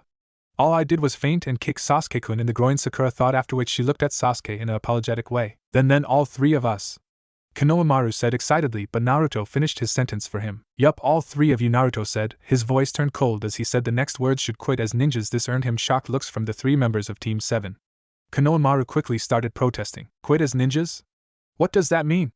Konohamaru asked, his voice echoing loudly around the training ground, the shock still evident in his voice. Okay, so we couldn't get the bells, but why do we have to quit as ninjas?" Konohamaru asked again, this time Sakura nodding her support to their youngest member. Naruto meanwhile had taken off his ANBU mask, showing his visage to Team 7 for the first time. Naruto then pulled out his own hideite and tied it around his forehead. "Because all of you are just punks who don't deserve to be ninjas," Naruto said, his voice still in a cold tone as his cerulean orb stared directly into the three of them. Sasuke, not being able to take it anymore, charged forward, a kunai dangerously held in his hand, at Naruto. His two teammates were shocked by Sasuke's actions, but they were even more shocked when Naruto reacted. Sasuke only saw a flash of yellow light as he felt his kunai now being pressed behind his back and the cold blade of a sword being pressed against his throat. "This is why you're a punk," Naruto said so coldly. He then removed Zanpaku's blade from Sasuke's throat, then pushed the Uchiha to the ground. Sasuke soon felt wires once again being tied around his wrists and ankles. All the while Naruto ignored Sakura's protest while enjoying their looks of terror. He then looked up, his cerulean orbs now having only anger, staring straight at Sakura. "Shut up, Haruno, I've had enough of your yammering," Naruto said coldly to Sakura, who immediately stopped talking. "Are you three underestimating ninjas?" Naruto asked, getting only shakes from the two in front of him. "Sasuke, you're supposed to be this year's #1 rookie." "That's right, Sasuke-kun is great. He's the #1 rookie of the year," Sakura interjected, her voice filled with pride for the Uchiha. Naruto stared at Sakura coldly before retorting, "And I suppose enemy ninjas will drop dead on the ground after hearing that? I will tell you this now, being rookie of the year or dead last doesn't matter in the real world, so get that through your thick skulls," Naruto replied as he began to ask question. "So tell me, Sakura, why is your hideite being hidden by your hair?" Naruto asked. Sakura just mumbled her answer, but Naruto continued. "The Konoha hideite is a symbol of your growing up to be an adult. Always wear it proudly. I also noticed from your introduction yesterday that you are more infatuated with your fellow idiot rather than taking your job as a kunoichi seriously," Naruto said. Sakura meanwhile was looking down at the ground in the brink of tears. "Get rid of this infatuation and take your job as a Konoha kunoichi, or I'll have you expelled from the academy." He then looked down on Sasuke, who was silent the whole time, listening intently to Naruto chew out Sakura, silently thanking the blonde jounin for doing him a big favor.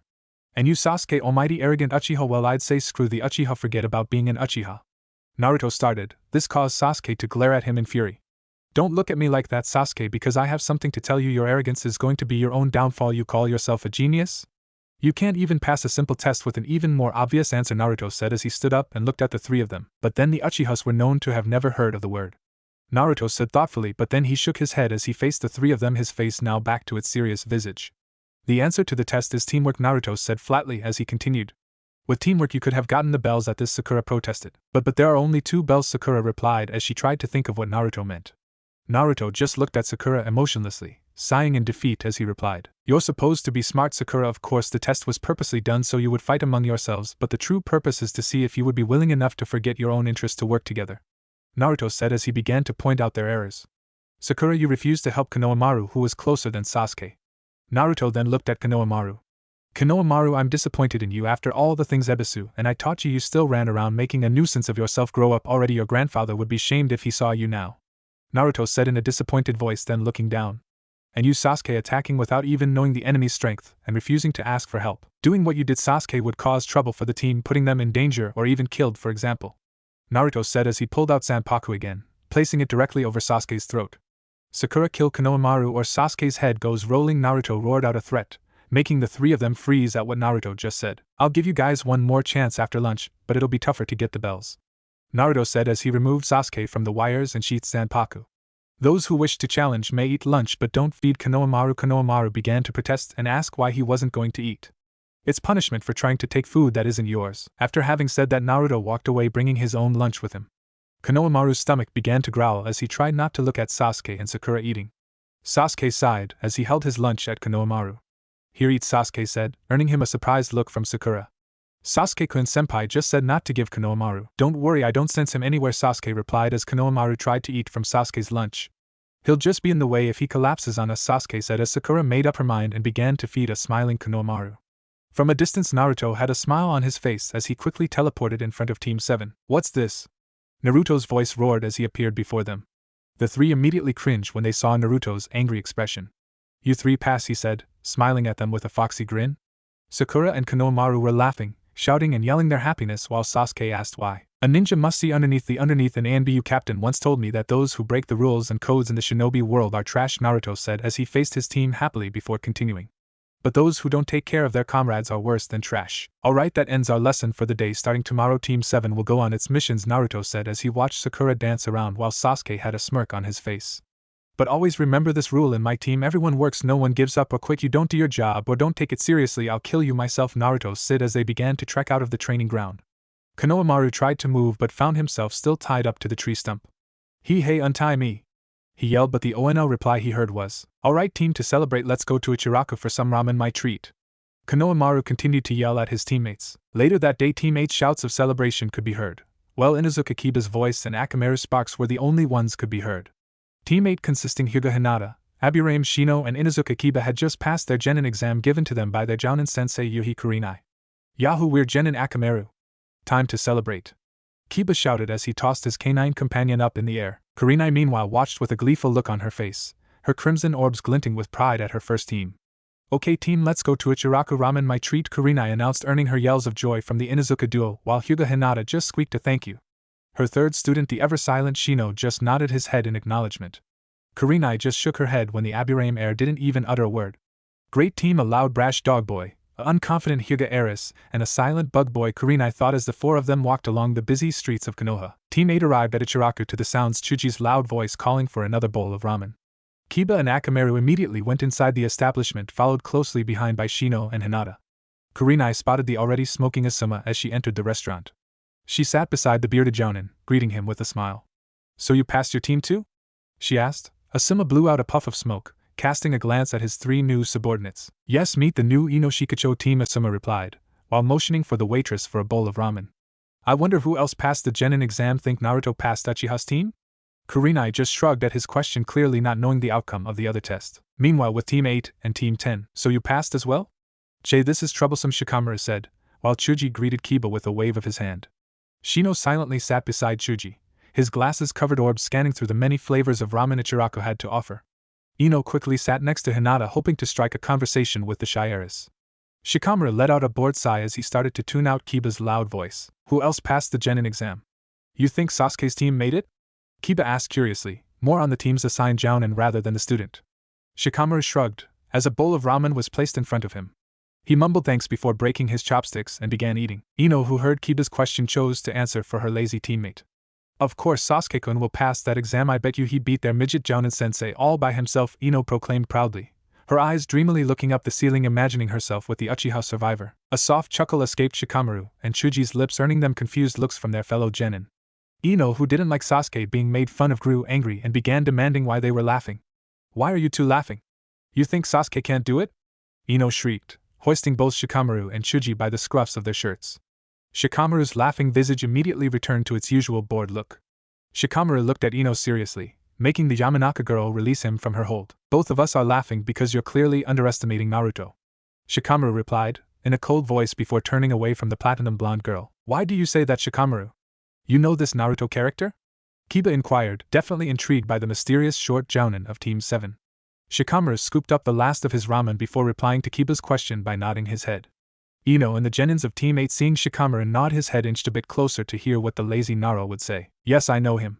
Me and Chuji have known him for 6 years now, Shikamaru replied, casting a short glance at his fellow genins. He's one of the most reliable person I know. He is also someone who earned my respect. Shikamaru continued, while sensing 3 familiar chakra signatures and a 4th large and very familiar signature heading towards the restaurant. A small smile formed on his face as he placed a few bills on the counter. So how strong is he? Kiba inquired, but Shikamaru ignored his question and tilted his head to the side, facing the new arrivals that just entered the restaurant.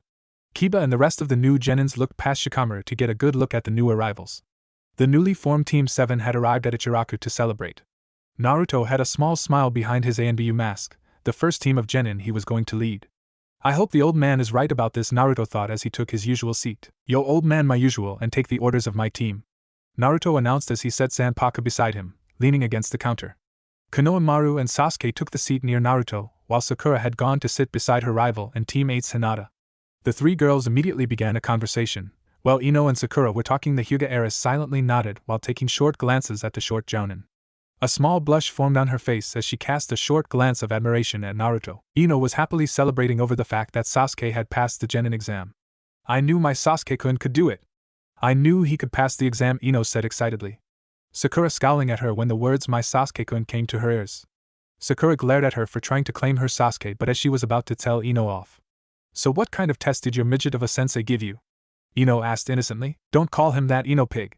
And it was a bell test, Sakura replied while ordering a shrimp ramen for herself. Sakura began to tell her rival about the test given to her team. And Sasuke attacked me, but I guess I fainted. I woke up and found Sasuke standing in the middle of a field twitching. I thought he was just waiting for me to let my guard down, Sakura said, waving her arms around to indicate what she meant. Ino listening intently about to her tale. After Ino tried to strangle her for kicking Sasuke where the sun doesn't shine, Sakura started to eat her ramen, while Ino started her tale about Team 10's test. I knew Sasuke could pass the test and become a genin. He probably fought your sensei all by himself while you 2 idiots watched him, Ino said. Sakura meanwhile clenched her chopsticks, trying not to use the utensils to shove it up Ino's throat. No, Ino pig, actually the 3 of us got our behinds kicked badly, Sakura replied as she placed an empty bowl on the counter. Ino had a shocked look on her face when she cast a short glance at Naruto before looking back to Sakura. Ino was shaking her head, not believing what Sakura just said. Yes, it's true, Ino pig, even Sasuke couldn't get a bell. Meanwhile, Kiba, who was listening to Konohamaru talk about the exam. I'm sure I can take him, he's only a few inches taller than Sasuke, Kiba said, Konohamaru and Sasuke nearly choking on their ramen when they heard Kiba's words. The Inuzukanin wanted to challenge their senpai. Konohamaru and Sasuke had similar smirks as they watched Kiba walk over to Naruto. Naruto was talking to Shikamaru and Chuji while ordering bowl after bowl of ramen when Kiba sat next to Naruto and challenged him. Hey shorty, I'm Inuzuka Kiba and I challenge you to a fight, Kiba said, staring at Naruto, trying to intimidate him. Naruto meanwhile looked up and raised his hand at the old man asking for another bowl of ramen. Kiba had an enraged look when the Jounin totally ignored him. In the background, Konohamaru and Sasuke were snickering at Kiba as if a sign that said idiot was on top of his head. Kiba grabbed the bowl of ramen being offered to Naruto and threw it outside the restaurant. Noodles and soup flying out, some of it falling on Naruto's head. A growl escaped Naruto as he hoisted Kiba up in the air, his hands holding on to the boy's jacket. Outside now, Naruto managed to say as he dropped Kiba on his ass. Kurenai quickly walked up to Naruto to try and calm him down. Kurenai knew what kind of temper had when it came to ramen and shinobis. He may be one of the best, but he has the temper like Tsunadeheim, Kurenai thought as she tried to plead with the young jounin. Kurenai-senpai, I know you and I are just new jounin instructors, but that isn't how a shinobi or a person should act, Naruto said as Kiba placed Akamaru on the ground, looking at him. A small crowd had gathered curious as to what was happening. Knowing she wouldn't be able to persuade Naruto, Kurenai let out a defeated sigh. She then turned to her student. Her foolish student. I tried to get out of this mess, but you started this, you finish it, Kurenai whispered as she passed Kiba, who was looking at Naruto unblinkingly.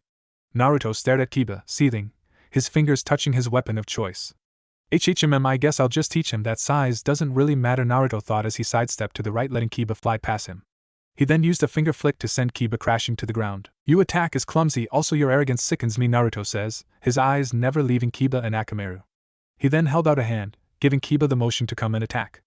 Naruto had his other hand deep in the pouch hanging on his right, his legs ready to spring forward. Kiba meanwhile was currently having a heated discussion with his Nik and Akamaru. What do you mean try that jutsu? We haven't mastered that yet, Kiba asked almost in panic when Akamaru suggested doing the jutsu. Akamaru growled at him, but Kiba tried to change his mind. Akamaru moved towards him, opening his jaw to bite Kiba. Alright, we'll do it your way, Kiba said as he tossed a soldier pill to Akamaru, which the pup ate. Naruto watched in fascination as Akamaru's fur turned red and felt an increase in chakra. Ready, Akamaru? Kiba inquired as he crouched, engaging Shikaku no Jutsu for himself, enhancing his senses of smell. A bark was the reply as Akamaru leaped onto Kiba's back and transformed into an exact copy of the Inuzuka boy. Jujin Bunshin no Jutsu, Kiba growled out as the two moved in tandem towards awaiting Naruto. Naruto quickly went onto the defensive as the two Inuzuka raced towards his direction. Eat this! Akamaru now! Gutsuga! Kiba roared out as he and Akamaru increased their speed and began to spin towards the blonde jounin. Naruto meanwhile quickly pulled out his weapon of choice, revealing it to everyone. Explosive tags were everyone's thoughts, but only two people recognized the paper material that Naruto held. Shit, not those tags, Shikamaru thought as he grabbed Chuji by the shirt and tried to drag the Akimichi heir inside the restaurant, who had already started closing their doors and windows. Naruto quickly leaped into the air just as Kiba came in close to him. Wrong move! Kiba growled out as Akamaru came from above Naruto, spinning like a drill. Naruto quickly spun in midair, waiting for Akamaru to strike. Poof! Akamaru connected with Naruto, but the jounin had used Kawarimi on the last minute, quickly switching places with Kiba. Kiba was now feeling the force of his own attack. In the background, most of the people were watching in awe as Naruto quickly stuck the pieces of paper on both the down Inuzuka's backs before teleporting inside Ichiraku, where Shikamaru, Chuji, and the owners of the store watched in horror as the yellowish-green colored tag incinerated and started emitting large amounts of smoke. The people outside Ichiraku quickly found out what the tag was. Stink gas! Kiba shouted out as the strong smell overwhelmed him, while holding his nose trying to take the smell out of his nose. Kurenai and Asuma had taken out handkerchiefs and placed them over their nose and mouths.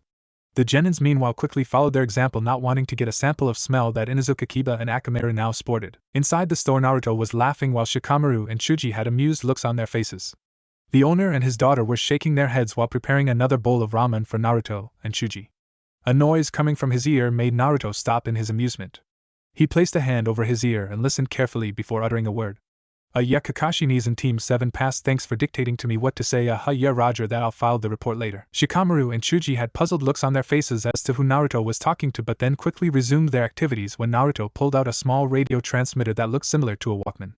Never one for long speeches, are you, Naruto? Shikamaru said after figuring out what Naruto did. Time jumped 2 weeks after the incident. 2 weeks has passed since Team 7 began its duties as a team of genins and a short jounin. 2 weeks of degrading D-rank missions, something Naruto thought he would never have to return to but saw no chance of avoiding it. During their first week, the 3 new genins had complained to him about the missions after their training in the afternoon. Of course, Inuzuka clan head, mainly Kiba's mom, had come screaming at him for the trick he pulled on Kiba and Akamaru. Naruto and the Inuzuka head had to settle the account in the Hokage office where Kurenai and Asuma were witness to the incident. With his luck of the gods, Naruto came out of that situation unscathed with the only punishment, which was help Kurenai train her team. Naruto protested at first, but Sandaime had already closed the matter. Naruto was taken out of his thoughts when Konohamaru along with his teammates stood before him carrying bags of groceries. Done? Naruto inquired as he himself took one of the 2 bags that Konohamaru carried. Team 7 replied by nodding their heads. Naruto then began to lead them towards their client's residence. The team trekked from the supermarket to the client's residence in silence, while observing the busy streets of Konoha. "Senpai, are we going to learn any jutsus today?" Sakura asked as she raised her arms a bit to make sure her load wouldn't spill. Naruto had a thoughtful look on his face before replying by shaking his head. Today we're gonna continue on the chakra control exercises, since last week we used it as team exercises and the basic tree climbing exercise, Naruto replied, just as they reached the client's residence.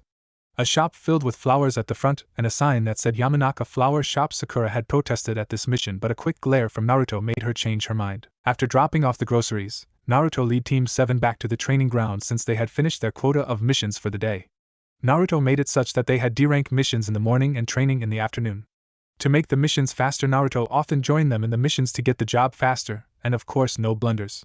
On their way there, Konohamaru and Sakura would bicker and shoot glares at each other while Sasuke just walked beside Naruto. Upon arriving at the training ground, Naruto then started the team on their physical warm-up exercise. Before he let them begin their 5 rounds around Konoha, Naruto took out some bars from a hidden storage set up for weights. He then placed the new bars on each of the members, making them feel heavy with the addition of 10 pounds on each arms and legs. Naruto quickly joined his team on their run around Konoha after adding his own set of new weights and adding 1 notch to the gravity jutsu. He stayed behind Sakura to observe her progress while urging her on to move on when she started slowing down. That's what you get for going on a diet, Naruto spoke as he pushed Sakura forward while the girl grumbled about maintaining her figure. Konohamaru and Sasuke, who were already getting used to running with the additional weights, groaned when they heard Sakura grumble, knowing full well what was coming. Naruto didn't acknowledge Sakura's grumbling as he just pushed the 3 of them further on. Their exercise, which was supposed to only take them 1.5 hours, turned to 3 since Sakura kept on stumbling and slowing down to catch her breath. Finally, after the 5th lap, Team 7 returned to their training grounds where the 3 then began to polish their tree climbing exercises, but not before Naruto gave them punishment for grumbling. Alright, you 3, drop like a log and start with 50, Naruto said. Terror could be seen on Sakura's exhausted face. Konohamaru and Sasuke quickly complied by dropping to the ground in position for the push-ups. But then the Hokage's grandson decided to blame the fault on Sakura. This is your fault, flat chest, Konohamaru grumbled out as he sent a glare at the pink-haired Kunoichi. Okay, your teammate just earned you another 5 rounds around the training grounds, Naruto announced as he watched Sasuke groan and waited for Sakura to get into position. Nice work, idiot, Sakura retorted when she suddenly had a horrified look on her face when she saw Naruto's wide grin. And that's another 100 pull-ups, you gonna keep on going cause I can add some more, Naruto said as he leaned against a tree. Think of this as a way of getting stronger. Each time any of you start a fight you get punishment. When you 3 agreed to be a team that came with the rules, treat everyone with respect, Naruto spoke while signaling for them to start the punishment. As one, Team 7 began their punishment, while Naruto watched them like a hawk. He knew that Sakura would be a problem when it came to stamina, that's why he had to remedy that. Sasuke and Konohamaru weren't much of a problem for him since both were taking their jobs as shinobi seriously. Sakura, on the other hand, still didn't take it seriously, so Naruto had to tell her that if she wasn't gonna take it seriously, he would demote her back to academy student and then have her expelled. While waiting for the 3 of them to finish the small punishment, Naruto decided to practice his own chakra control by ramming a kunai on the ground with its sharp end facing upward. Naruto then started concentrating chakra on his index finger as he performed a handstand. With a strong push, Naruto launched himself upwards.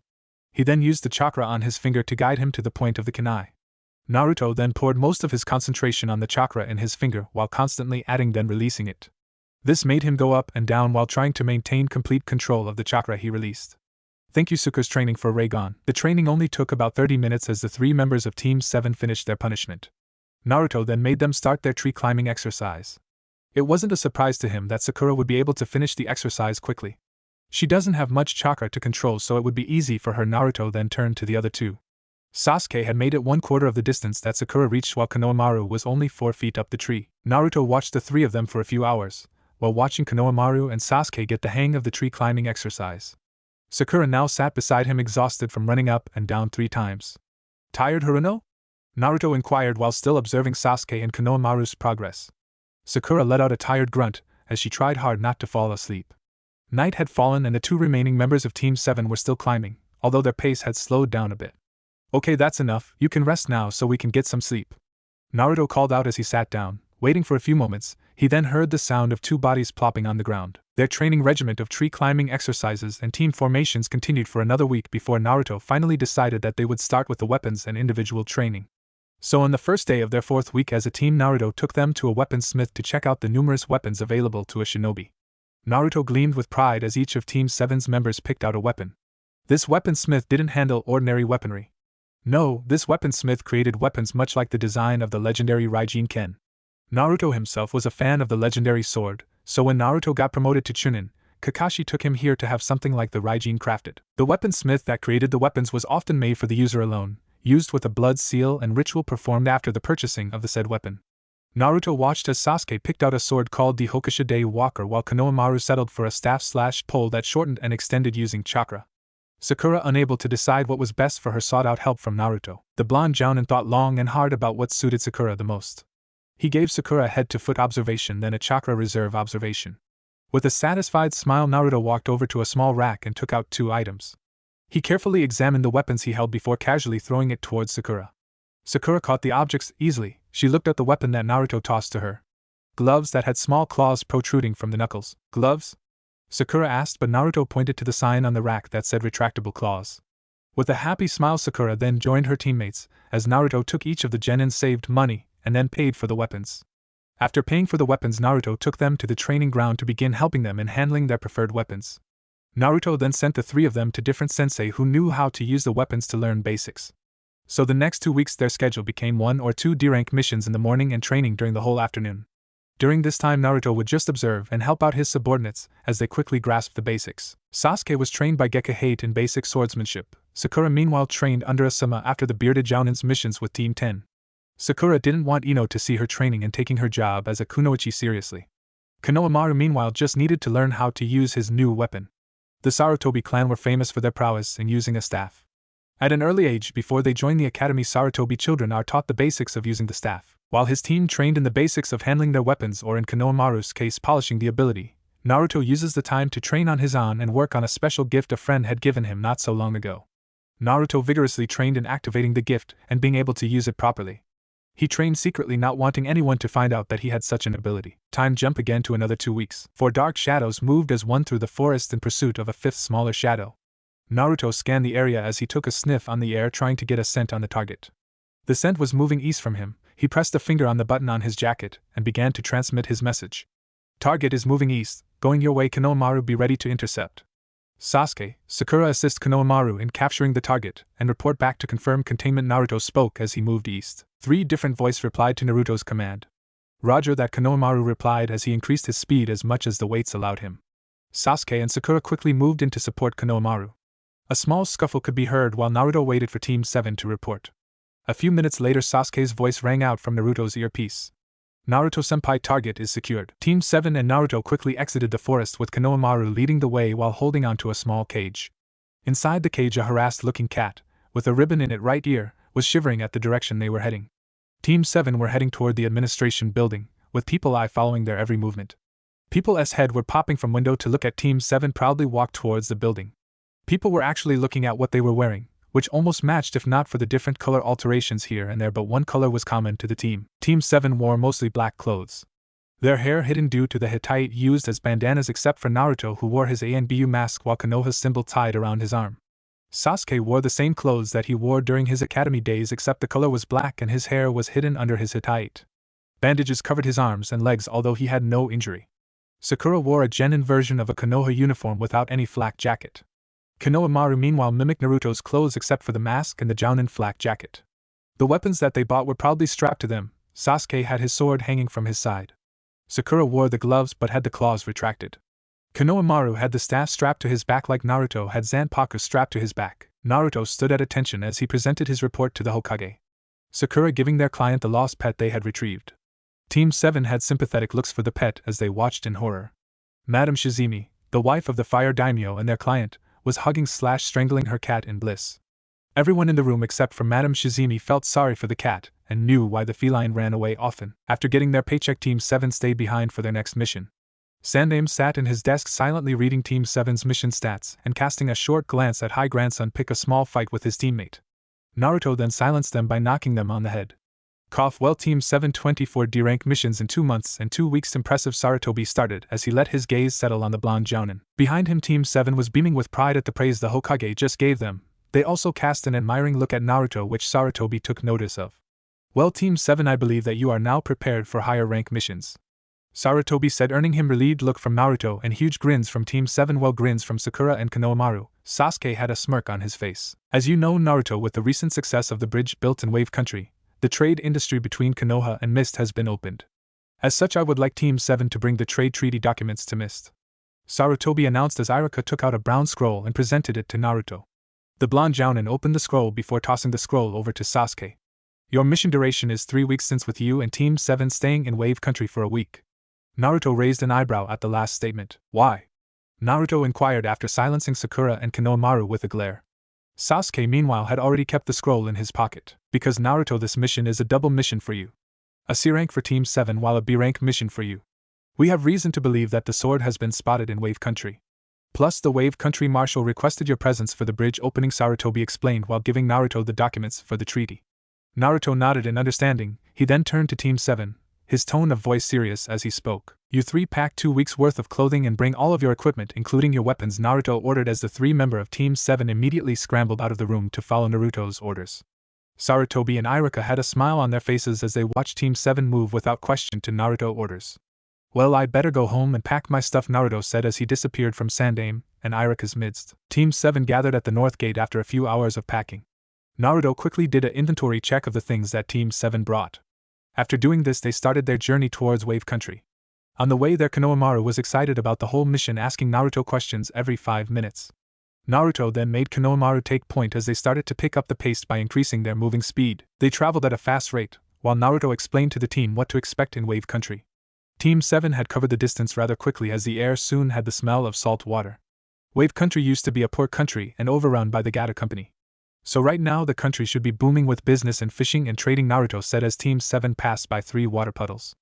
Naruto noticed the strange puddles of water but took no heed to it. Team 7 quickly picked up their pace by increasing their speed as much as the weights and their luggage would allow. As Team 7 disappeared from sight, 3 forms emerged from the puddles. Their height were that of aim. With silent nods, the 3 of them rushed towards the unsuspecting Team 7. Kirasame, his aim and Murasame, exiled aim Neens, had gleeful looks on their faces as they raced after Team 7. Time for us to deal with these trespassers, Kirasame said, his voice filled with sick amusement. Meanwhile, Team 7 had stopped to rest and eat their lunch. Naruto was nowhere to be seen. Sasuke was leaning against a tree, eating a rice ball while Konohamaru sat on the ground, eating a ham sandwich along with a banana while Sakura feasted on her dango. Unbeknownst to them, the rain Neens had caught up to them and were waiting for the right time to strike. Naruto meanwhile hid in the trees, looking at the 3 rain Neens that were spying on his team.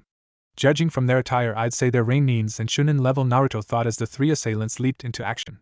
Team 7 immediately took a stance, leaving their food unfinished.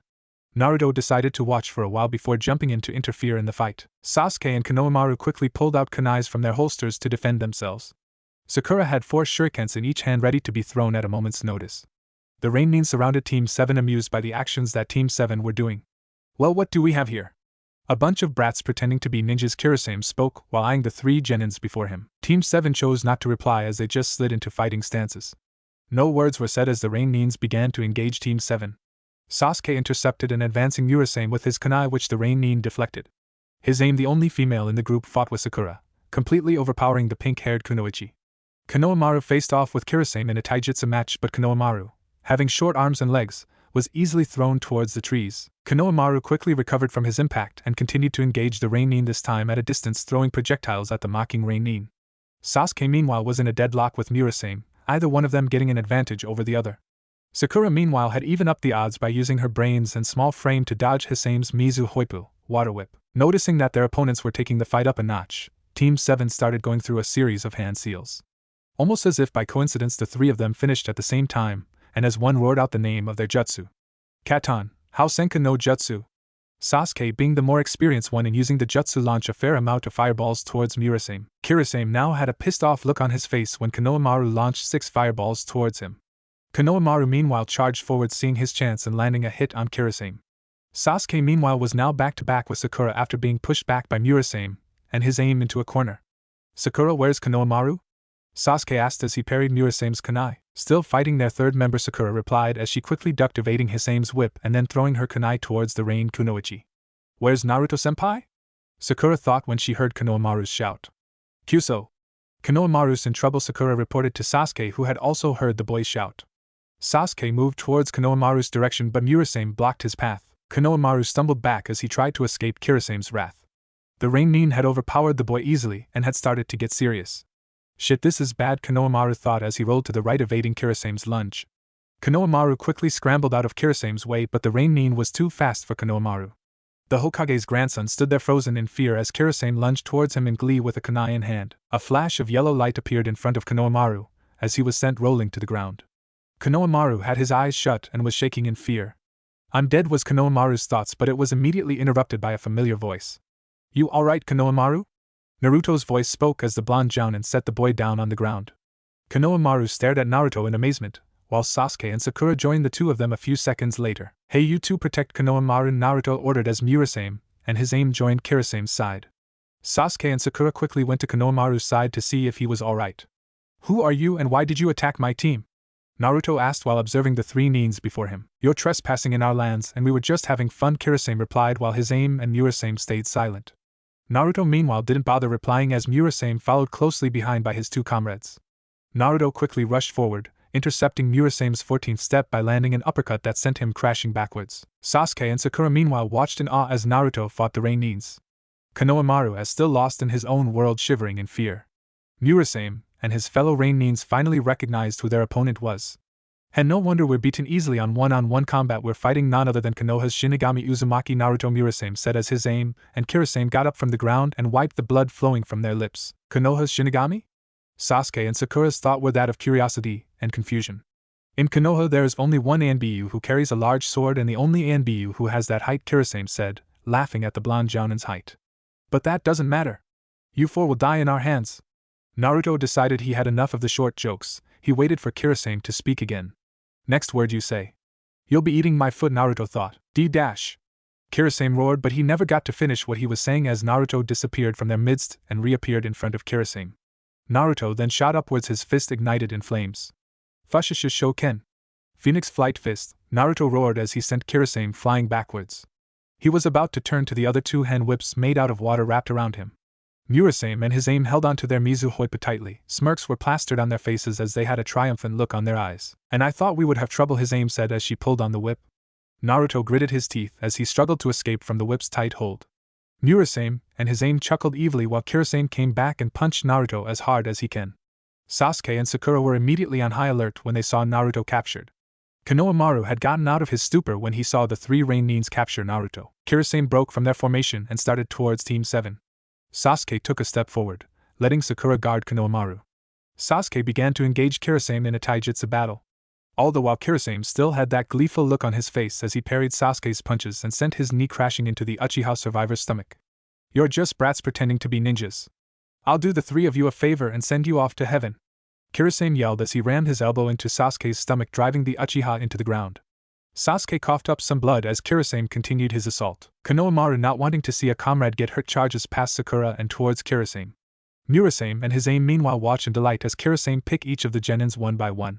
"You disappoint us, Shinigami. It seems your reputation as a shinobi was just a fabrication of lies," his aim said as she sent a small charge of electricity through the whip, giving Naruto a slight jolt of pain. Konohamaru was now sprawled on the ground, his Hittite on the ground. "As I said before, you're just a bunch of brats pretending to be ninjas," Kirasame spoke icily as he stepped on Konohamaru's Hittite. Sakura tried to run to help the boy, but Sasuke held her and told her not to interfere. Konohamaru was shaking in fear as he dodged Kirasame's attacks. "I'm really gonna die here, I can't move anymore," the boy thought when he suddenly let his eyes settle on his Hittite. Flashback. A 10-year-old Naruto sat beside a 6-year-old Konohamaru. A silhouette of Ebisu could be seen in the background twitching. "Gigi gave me that name, Konohamaru. I'm named after the village," but Konohamaru said in a sad voice. "No one in the village has ever called me by that name only. The third grandson that. I'm sick of it, that's why I want the Hokage name now." A soft chuckle escaped Naruto's lips, which then turned to full-blown laughter. "What? Why are you laughing at me?" Konohamaru yelled as he shook his fist at Naruto.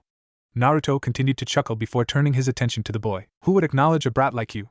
If you really want to get an awesome name as Hokage, then," Naruto said. His tone had no hint of humor in it, only seriousness. Then what?" Konohamaru asked, anxiously thirsting for any way to gain the Hokage name. "Then you'll have to kick my ass first," Naruto said. A feral grin could be seen on his face, a dangerous look that often made his targets want to crawl under a rock. "If you really want an incredible name like Hokage that all people will acknowledge, then prepare yourself," Naruto said, giving Konohamaru a small smile. "Prepare? Prepare for what?" Konohamaru inquired, not really understanding what Naruto meant. "When you graduate from the academy and have your own Hittite, always wear it proudly where everyone can see it. The Hittite is the symbol of your growing up and a sign of you as an adult," Naruto said while leaning against a tree. "There aren't going to be shortcuts, Konohamaru. Remember that there is no shortcut to being Hokage or gaining strength," Naruto said as he started walking out of the clearing. Until next time, Konohamaru, maybe one day I'll fight you for that Hokage name. It's a promise of a lifetime, were Naruto's words as he disappeared, leaving the small boy looking at him in awe and admiration. Flashback ends. That's right, I still have something to do. I still have a goal to fulfill, Konohamaru thought as he quickly dodged Kirasame's kick and scrambled out of the way. I won't need to be saved anymore. I swear on the leaf symbol that I will have everyone acknowledge me. Konohamaru thought as he stood up, Sasuke and Sakura quickly moving to his side. Are you alright, Konohamaru? Sasuke inquired while not letting his onyx orbs leave Kirasame. Sasuke! Take the team and go back to the village! Naruto shouted out, but his cries earned him 2 more electric shocks. Shut up, you! And let Kirasame have his fun, Murasame said while Naruto gritted his teeth, falling silent immediately. When I get out of here, Naruto thought when sudden movement caught his attention. Idiot! Naruto thought as he watched Konohamaru roar out a battle cry and charge forward Kirasame. Sasuke and Sakura are too late to try and stop their teammate from charging forward. They watched in horror as Kirasame kicked Konohamaru backwards to where he started before. Sakura meanwhile saw something in Konohamaru's hand. His Hittite? Sakura thought when Konohamaru spoke out. You guys, I have a plan, Konohamaru said, but Naruto once again urged them to flee the scene. It's too late for that, senpai, and you said so yourself. Those who break the rules are trash, but those who don't take care of their teammates are worse than trash. Sasuke replied as he inched closer to Konohamaru to listen to the boy's plan. Sakura meanwhile was amazed at Konohamaru, seeing as the boy just created a plan in a situation like this. Why don't you follow what Shinigami said and run away? Kirasame spoke when Team 7 suddenly charged forward. With Konohamaru in the lead, Sasuke pulled out a folded object from his pack while Sakura took out shurikens from her holster. Fuma shuriken, Sasuke called out as he threw the shuriken towards Kirasame. Sakura followed Sasuke's example by throwing her own shurikens towards Kirasame. Konohamaru meanwhile had finished the hand seals he was going through. Ninpu, Konoha Kiri Shuriken. Leaf cutter shurikens, Konohamaru called out as the fallen leaves from the trees started to float in the air and start to spin towards Kirasame. Kirasame quickly caught the Fuma shuriken, but a second shuriken hidden emerged from its shadow and sliced through the air towards Kirasame. Damakage Fusha, Kirasame thought as he jumped over the shuriken and caught some of Sakura's shurikens. Murasame and his aim meanwhile, with their hands occupied and holding on to their whips, weren't so lucky as numerous leaves sliced through the air, cutting them. Kirasame retaliated quickly, but he forgot that he was dealing with 3 genins. Kirasame ran right into Team 7's trap as the 3 genins surrounded him. Each of them once again finished on the last hand seal, but different starting hand seal at the same time, calling out the jutsus to an oblivious Kirasame. Kirasame, you fool, look out! His aim shouted as she tried to send another electric shock to stop Naruto from escaping. It's a bit late for that, Naruto spoke as his aim watched Kirasame fall victim to a Katon, Gakakyu no Jutsu from Sasuke. A Katon, Hausenka from Sakura, and a Katon, Ryoka from Konohamaru. His aim, angered by Kirasame's defeat, set a huge electric shock towards Naruto, but she then suddenly realized something as different. She turned to Murasame, and to her horror Murasame had let go of the whip which had been frozen. A sharp pain coursed through her hand when she suddenly realized that her whip had turned to ice and had needle-like spikes sticking into her hand. Both his aim and Murasame quickly regrouped with a very beaten-up and burned Kirasame. Naruto meanwhile joined his team, congratulating them in growing up and proving to be true shinobis. Naruto quickly told Team 7 to rest as he pulled out Zanpakuto from his sheath, ready to finish of the 3 rain nins. The 3 rain nins stood their ground when 20 umbrellas suddenly appeared in the sky.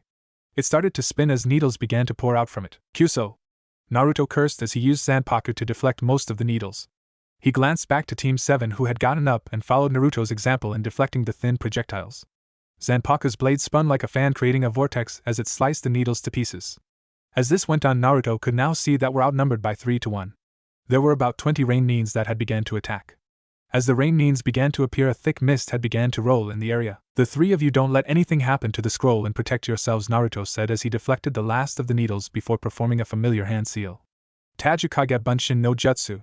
Naruto roared out as 50 clones appeared into existence. With a large battle cry, Naruto sent his clones to engage the rain nins. The battle suddenly stopped as the leader of the rain nins stepped into the battlefield. Naruto instantly recognized the individual standing opposite to him. Surrounded by an army of rain nins and having a smug look on his face. In his hand a sword's hilt could be seen, the man had a triumphant look on his face. The famous Konoha's Shinigami, striking fear in the hearts of missing nins, the leader spoke as he put pressure on the handle. A blade made out of yellow lightning emerged from the hilt. Rokashu Aoi, Naruto said as he swung his sword in the missing nin's direction. Aoi saw the large sword that Naruto carried before laughing hysterically. Aoi waved the Raijin Ken as if to taunt Naruto before turning back to the men behind him. He then turned back to Naruto to insult the boy once more. Oh, please don't make me laugh, brat. You're still a brat, and are no match for my army.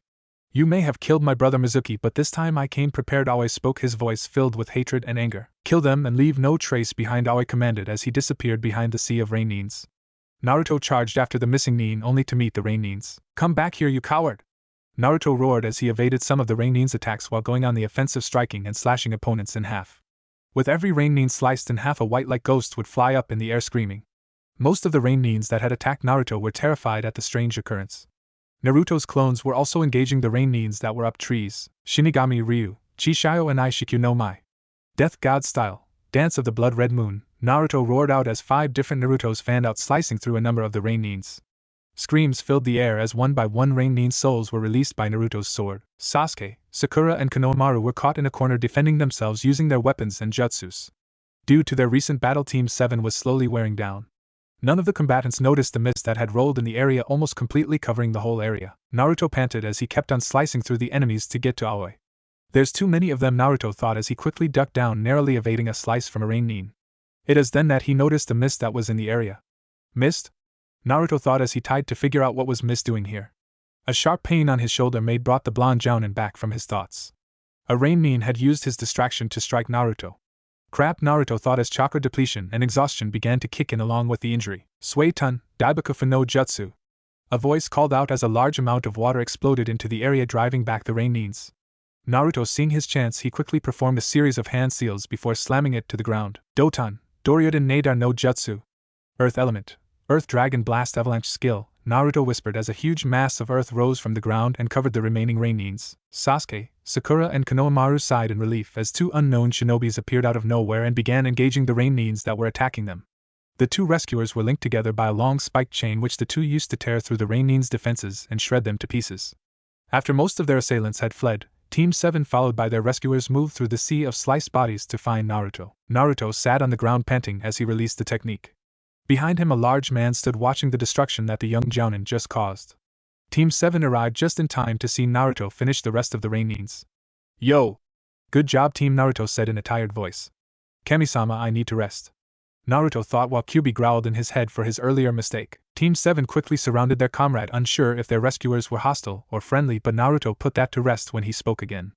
"Nice to see you again, Momochi Zabuza," Naruto said as he fell to the ground unconscious. The last thing Naruto saw was Team 7 surrounding him, their faces filled with worry. "Don't worry, Naruto is just exhausted from the battle and ran out of chakra," Zabuza said, trying to reassure Team 7. He gave them a small smile as he picked up Naruto after using all his strength to put Zanpakuto back in its sheath. He then started to walk towards the village, followed by the demon brothers. "Follow me, you look like you need rest." Team 7 didn't argue with Zabuza and just quietly followed the eyebrowless man and his followers. Zabuza wore a vest much like Naruto wore, except it was open, showing his upper torso. Team 7 was worried about Naruto since the Jounin had passed out after charging into the sea of enemies, cutting through them with his large sword. One thing ran through their minds though. Who was Momochi Zabuza and why did Naruto-senpai know him? Also, they had seen the Raijin sword, the legendary sword of the Yondaime. One last thing troubled their minds: why was Naruto called Konoha's Shinigami? Naruto opened his cerulean orbs, his ears picking up the sounds of growling. He cautiously got up, noticing that the ground he was lying on was wet. He squinted his eyes, trying to adjust to the dim lighting of the room. Again a large growling echoed through the damp tunnel. "Great, I'm still unconscious," the blonde Jounin thought as he started towards the source of the growls. Still disoriented, Naruto stumbled his way towards Kyuubi's chambers, where the great fox waited his arrival. As he walked towards Kyuubi's chambers, he passed by an ice-covered door. He passed the door, not even wondering why it was made out of ice in the first place. "Hurry up, Naruto, I haven't got all day." Kyuubi roared, his patience thinning as the boy known as Konoha's Shinigami finally arrived in the Kyuubi's chambers. "Finally you arrived, sure took your time, you stupid brat," Kyuubi growled as his tails cracked like whip against the bars of his prison. The sound echoed around the great chamber, making Naruto wince in pain. "Nice job activating the blood's powers, Naruto. You sure know how to fight," Kyuubi continued while Naruto just tried to block Kyuubi's ranting. "Oh, shut up, fox. It's not like I meant to forget deactivating the powers," Naruto replied while stretching his body.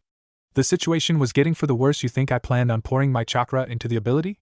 Naruto continued while Kyuubi just grunted in annoyance. "This wouldn't have happened if you just gave me your chakra to keep me going." "Well, next time you want to experiment in using unknown powers, leave me out of it," Kyuubi retorted. "Plus, I'm still trying to take out the last of the poison in your body, you idiot. I won't always be here to heal you, Naruto, so next time stop holding back. All that skill and strength you gained over the years training with those 2 white-haired perverts." Kyuubi continued his rant, seeing as Naruto still hasn't yelled at him yet for being so loud. "I agree with Kyuubi on this one, Naruto-sama," a new voice came from behind Naruto. Naruto turned to see a black-clad figure standing at the entrance of Kyuubi's chambers. The black-clad figure had wild spiked raven hair and piercing cold onyx eyes, The figure wore mostly black, almost fitting clothes. You used an untested power on a battle which would have been finished if you had stuck to using your own power. See Naruto, even the Shinigami's kitchen knife agrees with me, Kyuubi replied, earning him an enraged Zanpaku. Naruto ignored the two for a few minutes as he tried to recollect what had happened earlier. In the background, Kyuubi and the entity that the Great Fox called Shinigami's kitchen knife argued and bickered. You want to fight, you stupid furball? The figure called out, shaking his fist at the caged demon. Kyuubi in retaliation swung his tails at the bars, causing small tremors to course through the gigantic chamber. The figure strode closer to the demon's cage, making the demon retreat further back into the enclosed space. I thought so, you're afraid of me, Kyuubi. I'm more afraid of where you came from, knife. Kyuubi roared, red chakra leaking out of the bars, which immediately went to Naruto, mixing with him. I'm more afraid of the one that wielded you before, Naruto, Kyuubi snarled through clenched teeth. Zanpaku, Kyuubi, enough, Naruto hissed in anger, as the chakra began to decapitate into his own chakra system. The boy turned to both entities before him, one cloaked in midnight black while the other sealed inside a cage with only a piece of paper that held it from escaping. Both entities with him inside his head immediately fell silent. So how did you shut off the blood's powers? Naruto asked as the boy sat down facing the two. Zanpaku was the first to reply as he motioned for Naruto to follow him. Naruto raised an eyebrow at the caged demon before following the dagger of the death god known to him as Zanpaku. Both of them silently glided through the many corridors within Naruto's mind until they reached the ice-covered chamber. Eh? What's this, Zanpaku? Naruto inquired as his hand touched the ice, noticing that it wasn't freezing cold. That, Naruto-sama, is where the blood's powers are kept. Well, switch off. It immediately switched off just as it took a huge chunk of your chakra. For what purpose I do not know. The blood's powers seem to have a mind of its own, or a sentient being, so to speak, Zanpaku explained when a hissing sound suddenly reached both their ears. Naruto raised an eyebrow as he set his gaze at Zanpaku's dark form. Zanpaku shrugged, showing he was as puzzled as Naruto. I don't have any idea what is happening, Naruto-sama. Okay, I'll just check it out then, Naruto said as he took a step forward, half of his body disappearing into frozen chamber. Zanpaku followed Naruto closely, but when he entered the room he got blasted backwards, sending him crashing into a wall. Eh? What? The Naruto started, but his words were muffled as the ice chamber's doors closed shut, keeping him inside to face the entity inside. Meanwhile, in the real world, Team 7 huddled around Naruto's unconscious form while Tazuna and Zabuza discussed in private about the situation. Inari, Tazuna's grandson, sat beside Naruto's bed looking at the young Jounin with worry. Tsunami and Tazuna sat at the dining table while Zabuza leaned against the wall, his eyes close, making his facial features in a pensive manner. The demon brothers were not present since the former Miss Nuke-Nin had ordered the two to scavenge for weapons and materials from the buried rain Nins. Zabuza, with his patience running thin, moved towards the next room for a little chat with Team 7. Inari-san, not to be rude or anything, but I have something to discuss with Naruto's comrades, Zabuza explained as he entered the room. Team 7 gave Zabuza curious looks while Inari just nodded and left the room after waving a bye to Konohamaru. You're probably wondering what I want to talk about. Well, listen first before asking questions, Zabuza started as the door closed. All eyes were on him as he sat down, the metallic clang of his arm resting against the table's surface echoed around the room. He flexed his right arm, letting out a small bit of steam. Special arm made from Snow Country, an arm made out of a special alloy that uses chakra and blood. This arm is connected to me as if it were my real arm, Zabuza said, seeing as the three genins were looking at the silver-blue arm. My arm was torn off by Naruto-kun's blade in our last fight, Zabuza explained further, as he showed Team 7 an example of what the arm could do. Water particles in the air started to take form in Zabuza's hand. And this is the power that was given to me by my late apprentice and adopted son Haku. My boy died protecting both me and Naruto, Zabuza continued as flashes of memories returned to him. Flashback. A trio of A and B stood in a delta formation while being surrounded by dozens of mercenaries. In the center of the three A and B were three other bodies. The Nuke-Nin Momochi, Zabuza, his right arm, almost completely torn off with only a few tendons attaching it to the body. Haku, Zabuza's apprentice, who was now bloodied and had a hole on his right pectoral, and finally Uzumaki Naruto, who had numerous needles sticking out of him, and a small shard of ice sticking through his chest. Not far from the hordes of mercenaries stood Gato, the tyrant businessman. He had a cruel grin on his face as he watched his lackeys close in on the tiring shinobi. Kakashi meanwhile held onto his father's sword, the white chakra blade glowing menacingly at any approaching mercenary. Behind him the team medic tried to heal the injured, but Haku spoke through heavy breaths. Haku held onto Zabuza's hand tightly while he desperately tried to shift his broken body towards his precious person. Haku was finally able to turn his head facing the medic A and BU. Please give some of my blood to Zabuza-san and transplant my heart to the boy I fought, Haku said as he clung to life desperately. Haku's wounds were already severe as Kakashi's Raikiri pierced through his left pectoral, narrowly missing his heart. Before the medic A and BU could start with the quick transplant and transfusion, Haku and Zabuza shared one last father-to-son conversation. Zabuza-san, I'm sorry for being weak, Haku spoke, each time his breathing becoming more heavy. Zabuza just held onto Haku's hand tightly before replying that it didn't really matter as he was weak. "You're like a son to me," Zabuza said as he tried to hug the boy one last time. The medic immediately began working on the transfusion of Haku's blood to Zabuza. The transfusion was quick as the ANBU immediately went to Naruto, transplanting half of Haku's heart to the young boy. As this was occurring, Kyubi worked on fixing and healing Naruto. Just as the transplant finished, Haku's heart quickly intertwined with Naruto's heart, becoming part of him. The medic was quite surprised when Naruto's wound healed after she transplanted the heart. Tears rolled down Zabuza's eyes as Haku's last breath escaped his lips. The medic felt sorry for Zabuza's loss, but a grunt from Kakashi broke her thoughts. Kakashi and the other ANBU were feeling hard-pressed as more mercenaries came to try and subdue them. Kakashi was already running low on chakra from using the chakra blade and jutsus to incapacitate the mercenaries. Kakashi swung the chakra blade in an arc, sending a large white fawn shape to cut through the advancing mercenaries. "You stupid shinobis are outnumbered. Even that so-called devil of the mist can't help you now." Gato sneered as he snapped his fingers, signaling his mercenaries that consisted of samurais and thugs to charge forward. Kakashi and his tiring partner popped 2 soldier pills into their mouths as the onslaught of mercenaries closed in on them. Just as the 2 ANBUs sliced 3 samurais in half, a large pillar of red chakra rose from behind them, a eerie killer intent sweeping across the room. Some of the weaker thugs and samurais collapsed under the pressure of the killer intent, eyed in surprise and fear. Gato started sweating when the sudden red pillar shot out from behind the shinobis. "You will pay for this," a dark voice escaped from within the red pillar. A silhouette of a black-clad figure hovered over the blonde ANBU as the killer intent continued to radiate inside the room, more of the weakening mercenaries falling on their knees, trembling in fear at the pressure encircling around the large warehouse. Kakashi and his team moved back, not even curious as to what Naruto meant. Having been a part of raising Yondaime's legacy, Kakashi knew what Naruto was feeling. The sole Uzumaki member was pissed off, and combined with the Kyubi's rage, Kakashi quickly ordered the rest of his team to get out of the warehouse as he carefully hoisted Zabuza's unconscious form. His team complied, leaving behind Gato at the mercy of a berserked and pissed off Naruto. Kakashi and his team waited outside as screams of the mercenaries trapped inside rang out from the shattered windows. Naruto, in that enraged looked, along with the manifestation of the entity that was Naruto's sword. Naruto seemed like the death god himself, wielding the strange artifact that had fallen after Yondaime sealed Kyubi in his son. At first the large sword took the form of a small dagger, but as Naruto gained his strength over the years, the sword took its large shape when Naruto joined ANBU, surprising the Hokage and the ANBU commander Hatake Kakashi when the issue katana was replaced by the weapon. Zabuza woke up from that fight outside of the warehouse just as Naruto exited the large building soaked in blood. Zabuza wept when the medic presented him with Haku's lifeless body. The ANBU team and along with Zabuza buried Haku's body under the unfinished bridge. Zabuza placing his sword, the Kubikiri Hocho, in front of Haku's grave. Hanging from the hilt was Haku's broken Hunterine mask. End of flashback. Zabuza wiped away a tear that was starting to fall from his face. Team 7 stayed silent after listening to what happened to Zabuza. The trade treaty will happen in 1 week's time. This is also the start of the Wave Festival. The Water Country Daimyo is sending his daughter Sui Lingheim for the beauty pageant scheduled on that day. Zabuza explained while filling a glass of water from the pitcher on the table.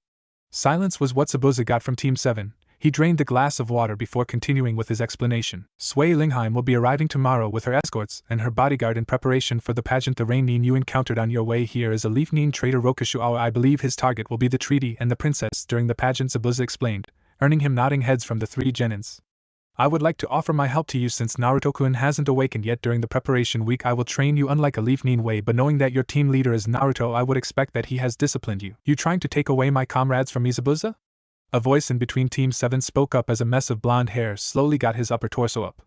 Zabuza and Team 7 turned to the source of the voice. Naruto struggled to stand up, but due to his still healing state he couldn't get up yet. Stay still, Naruto, you need to rest. Invoking the blood's powers takes a toll on you, Zabuza said, his voice filled with worry. I'll be fine, Zabuza-san, Naruto replied as he got up, wobbly at first, but after regaining his balance, the blonde jounin began collecting his weaponry and other things.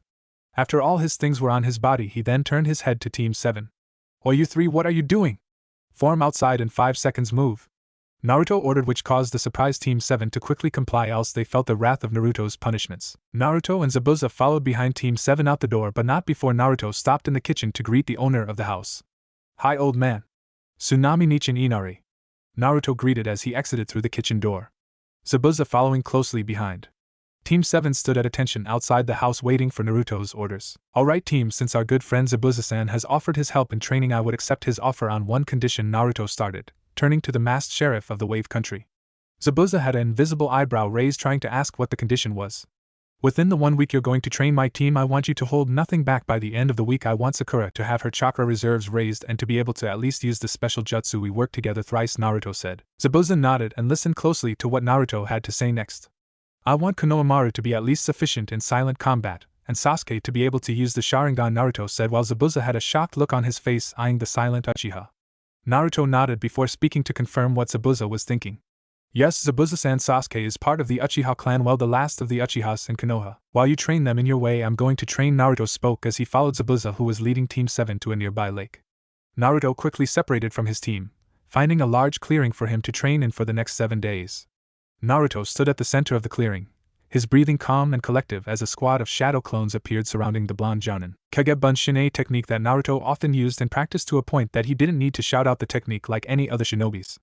Naruto often used Kagebunshin since he learned from Jiraiya and Kakashi that this was once a favorite of the Yondaimes. Naruto, although being trained under Jiraiya and Kakashi, only knew 2 of Yondaime's techniques: the Rasengan and Shuinpa, or Warp Step as Jiraiya called it. When Naruto asked that he wanted to learn Shunshin and Hiraishin no Jutsu, Jiraiya just shook his head saying learn to walk before running.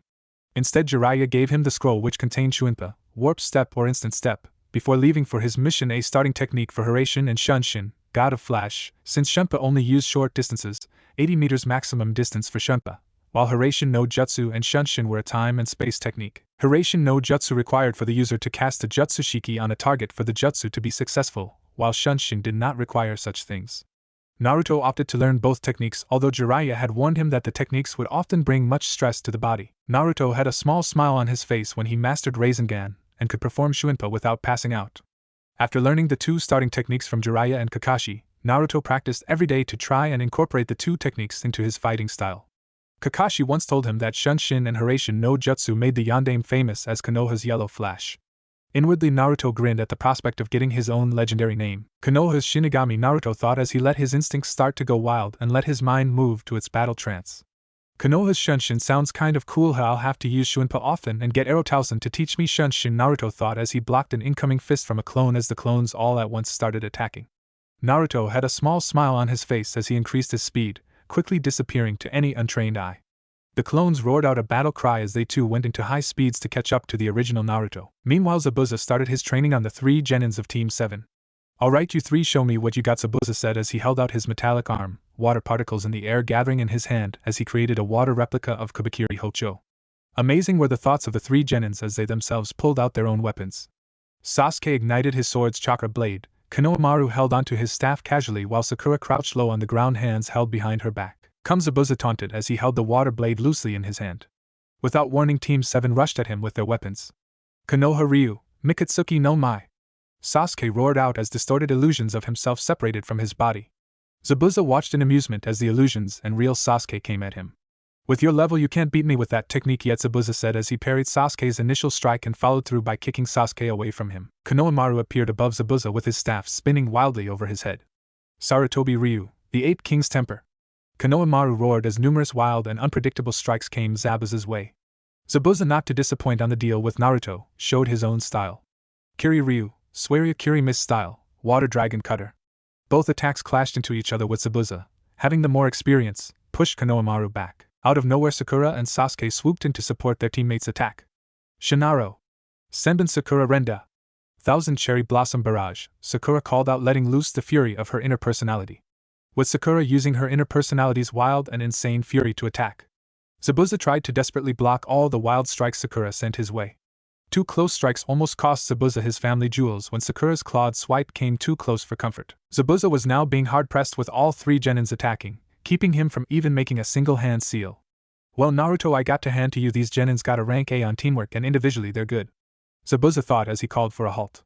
Team 7 stopped at once, sweat dripping from their clothes. You 3 are quite good. Tomorrow after we meet the princess we will start on water walking and individual growth. Team 7 left with Zabuza following closely behind them towards where Naruto was training. When they arrived at the clearing, the whole area was in total disarray. The squad of Kagebunshin Naruto summoned were down to 2, craters decorated the clearing with smoke rising from those craters. Zabuza blinked when they saw the damage that Naruto had caused. Just as they blinked a second time, the clones fell backwards, disappearing upon touching the ground. Naruto now stood where the clones were, at a defensive stance, Zanpaku raised slightly above chest level. Amazing, I didn't even see him move. Were Team 7 and Zabuza's thoughts, but it was broken off when Naruto turned to them with a smile. Don't ask how I did it, and I'm not going to teach it to you, Naruto said, his last statement directed to both Sasuke and Konohamaru. But why, senpai? Sasuke inquired. He was interested in the technique that Naruto just performed. Naruto tapped his stomach then his head, making it his explanation. Team 7 sort of knew that Naruto was Yondaime's son, but that was it. They still had no idea that Naruto was also Konoha's demon vessel. Bloodline limit? Sasuke asked again, but Naruto just shook his head. No, it's just something that my father left me. My dream is to surpass him after all. Sasuke left it at that. He had not forgotten about his ambition in resurrecting his clan, but Naruto's words kept coming back to him whenever he thought about Itachi. Forget about Itachi, forget about surpassing Itachi, instead focus on surpassing yourself, and then surpass at least one Sannin. Sasuke raised an eyebrow as to why would Naruto want him to surpass himself then the Sannin. To beat Itachi you have to surpass your own limits, and surpass at least the weakest of the legendary three. Tsunadeheim? Sasuke inquired, but Naruto shook his head and replied.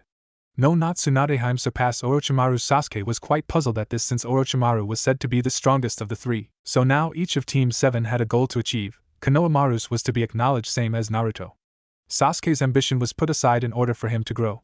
Sasuke's rather cold exterior was broken when Team 7 started its missions. Naruto made sure of that. Sakura's goal was to at least be a good kunoichi who serves her village with pride. Naruto shrugged at that goal, seeing as it was ordinary but still a goal. Naruto respected Sakura for that. For the next 7 days Team 7 trained with Zabuza in the afternoons, while they kept watch over the princess. Their first meeting with the princess was an ordinary one except for when they first saw her. They thought that being a princess she would be pampered and spoiled, but obviously stories and rumors can be wrong. Suilingheim and her escorts arrived as planned. Zabuza and his 2 deputies stood beside Tizuna and the rest of the town in welcoming her. Suilingheim rode on a horse, her garb in a light blue blouse and black tight pants. Naruto meanwhile was having trouble trying not to stare and drool at the princess. Suiling was very beautiful, with long wavy dark brown hair, a well-toned body and fair complexion. Suilingheim also had an angelic voice that was music to Naruto's ears, but sadly the princess was 7 years older than him. Naruto calmly got out of his dreamy state to focus on the person walking alongside Suilingheim. Jujin, Suilingheim's bodyguard, walked a few steps behind the princess. The man seemed a bit young to be a bodyguard, and also Naruto could detect a high amount of chakra from the ebony-haired man. Tizuna and Zabuza greeted the princess as she came nearer to them. Welcome to Wave Country, Sailing-sama, both of them greeted, which the princess returned with a smile. Naruto stepped forward, followed closely by Team 7. He bowed to the princess in greeting and then held out his hand to shake Joem's hand. Hi, I'm Jujin, nice to meet you, Suiling's bodyguard said after shaking Naruto's hand. Likewise, name's Uzumaki Naruto, and these are my teammates, the blonde Jounin responded as he stepped aside, giving Joem a view of Team 7. Joem waved at Team 7, giving them a smile. As the week of training and preparing came to its end, Team 7 got to know their honored guest. 2 of the Genins found out that Suilingheim and Joem were close, affectionately close. Much to Konohamaru's disgust and Sakura's delight, they would often see Joem watching the princess closely, guarding her with his life. Both Naruto and Sasuke didn't react to this piece of information since they were more focused on finishing the training. At last the day of the pageant came. Everyone in Wave Country and a few dignitaries from Water Country arrived. Team 7 were scattered all over the place, scanning the crowds for any suspicious activities. Naruto meanwhile was with Joem guarding the contestants and the princess. Naruto meanwhile noticed one of the contestants, a well-endowed woman with a pale blonde hair tied in 2 ponytails. Naruto narrowed his eyes when he sensed a large amount of chakra being suppressed by the woman. Naruto didn't mind at first, but a nagging sensation kept on coming back to him that something was amiss. He continued his patrol after casting one last glance at the big-breasted female. Unknown to him, the woman noticed his gaze but also paid no heed to it, although inside she was alarmed that a Konohanin was present in the pageant. Naruto pressed a button hidden behind his ear as he spoke into the transmitter. Team 7, be on your guard and be on the lookout for hostiles. Also Sakura observed contestant number 3. Naruto heard all of their acknowledgement to his orders as he continued to patrol the whole tent. Everyone in the team were feeling nervous since there seemed to be a lot of dignitaries and people in the area. Meanwhile, the big-breasted contestant was sitting beside her assistant, chatting with her in hushed whispers. Shizen, there's some Konoha shinobi guarding this pageant, but they seem to be just kids. Sarutobi-sensei must have gone senile already and sent kids to guard important dignitaries. Tsunade whispered as she adjusted her gown to not reveal much of her cleavage.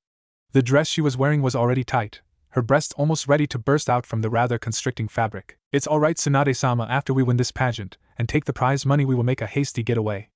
Although that blonde-haired shinobi seemed familiar. Almost like we've met him before. Shizen replied as she adjusted Tsunade's clothes. Tsunade didn't say anything else. Her mind was going back to a small baby being handed to her by Sandaime. Is it you, Naruto-kun? Tsunade thought just as the announcer started calling out their numbers. Positioned at certain locations all over the tent, Team 7 and Suilingheim's bodyguard watched the pageant unfold while keeping alert for any suspicious. When all the contestants were on stage, feather began to come down from above the tent. Most of the crowd started to drop to the ground fast asleep. Instantly Team 7 raced towards the stage after dispelling the genjutsu, mentally thanking Naruto for teaching them this one release jutsu for situations like this. Naruto meanwhile watched closely at his team's performance.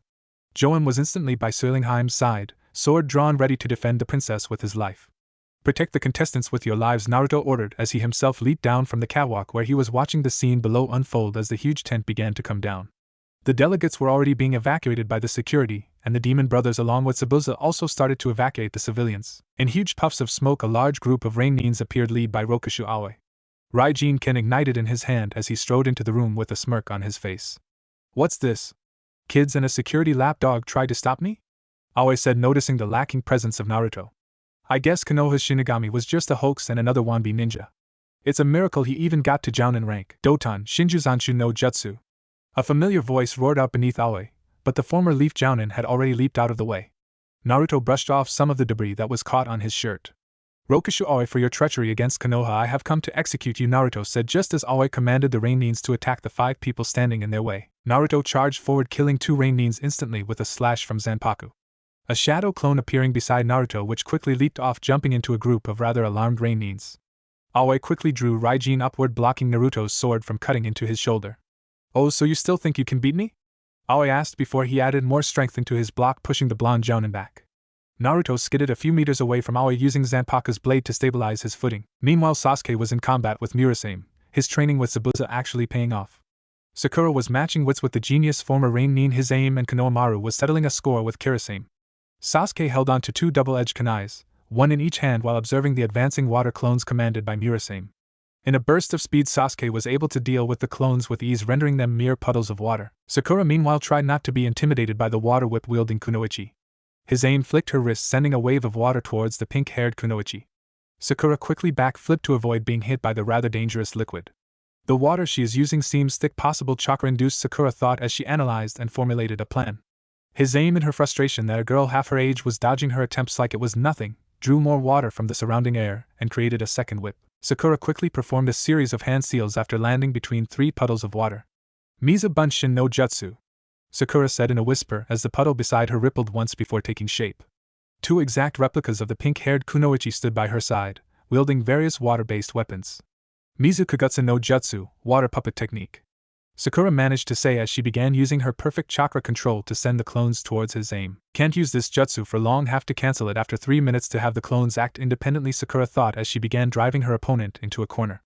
Feeling her control over the jutsu wavering, Sakura formed a half seal, canceling her control over the clones. She quickly reached into her pouch and popped a soldier pill into her mouth, feeling her chakra returning to her. Konohamaru meanwhile was hidden within a veil of mist. He was using beacon tags that Naruto had lent him to track Kirasame within the thick fog. Attaching the tag itself was rather hard for him, and he had the wound to prove it too. Kirasame had hit him by a kunai on the arm, nothing lethal, just a small wound. Konohamaru held onto his staff's handle. He hadn't activated it, often only using kunais and shurikens to try and make Kirasame jumpy. Konohamaru suddenly felt Naruto's chakra signature rise, which caused the young Sarutobi to smile. That's the signal to get serious and regroup, Konohamaru thought as he began to channel chakra to his ears and nose, hereby strengthening his sense of smell and hearing at least 10 times. Konohamaru quickly found Kirasame and 3 Mizu Bunshins standing alert. Time to see if my training with no brows has paid off, Konohamaru thought as he extended the staff's length with his chakra, adding a little twist with a half-horse seal. Kirasame tried to find the brat that he should have killed within seconds, but somehow the genin was more skilled than he thought. Kirasame quickly commanded his clones to form a delta formation around him while he collected water particles in the air. Kirasame started to form hand seals nervously, his mind making him perform them in the wrong sequence due to his paranoia. These brats aren't the same as before, he thought when he suddenly heard Konohamaru's voice from the surrounding mist. Sarutobi Ryu, Tsuyuki Osho Kigakoro, Sarutobi style, the 8 King's temper, Konohamaru's voice rang out from the mist. Kirasame felt the hair on the back of his neck stand up. The voice was coming from every direction. Kirasame quickly finished the last hand seal, but due to his earlier mistakes something went wrong. Suetun, Daibakufu no Jutsu. Kirasame sent himself crashing into an incoming Konohamaru clone with its staff ignited by a low-level right-end jutsu. The effects were instantaneous. Kirasame felt like 10 electric eels were attached to his balls and paying their respects to him. Konohamaru meanwhile didn't know that Kirasame was drenched by a backfiring jutsu. Konohamaru worked with his clones, attacking the helpless Kirasame non-stop. Konohamaru and his clones struck while trying to maintain the perfect chakra control over the lengthening and electricity on his weapon. Sasuke meanwhile was rather pleased with himself. He could see clearly now. He could see Murasame's movements, clearly able to deflect and counter his attacks. So this is how it feels to fight with the Sharingan, Sasuke thought as he used his newly acquired Dijutsu to end his fight quicker. About time Sharingan manifested itself too, Sasuke added as an afterthought as he sidestepped and sent Murasame crashing into the ground with a spin kick. Sasuke's hand immediately found its way to Daywalker's handle as he locked eyes with Murasame, casting a Sharingan body-binding jutsu. I may not be able to defeat Zabuza-san with this jutsu yet, but this will be enough to defeat you. Sasuke dashed forward, one hand won a half-ram seal while the other igniting Daywalker's silver-colored chakra blade. Konoha Ryu, Mikatsuki no Mai. Two Sasuke clones separated from Sasuke's body, both wielding swords of their own. Sasuke leaped high while his two clones converged on Murasame from both sides. Sasuke came down from the sky with a painful and hard slash that cut through Murasame's right shoulder downwards. Sasuke was breathing hard. This was the first time that he had taken a life of another, and it had sparked something in him. Sasuke had a smirk on his face as he deactivated Daywalker's blade. There was no blood on the clean cut, only a deep gash. This must how it will feel like when I end Itachi's life. Naruto pushed Aoi back with Zanpaku, the black blade almost cutting into Raijin's yellow blade. Naruto quickly leaped backwards, evading Saban needles coming from a Rain Nin to his right. Joem joined the fray, killing the Rain Nin with his sword. Aoi started forming a sequence of hand seals familiar to both Joem and Naruto.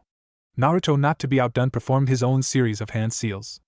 Hayatan, Kaseki Shuriken, Ice Element, Crystal Shuriken. Naruto thought as the water puddle before him hardened to ice and changed into a crystal clear ice shuriken.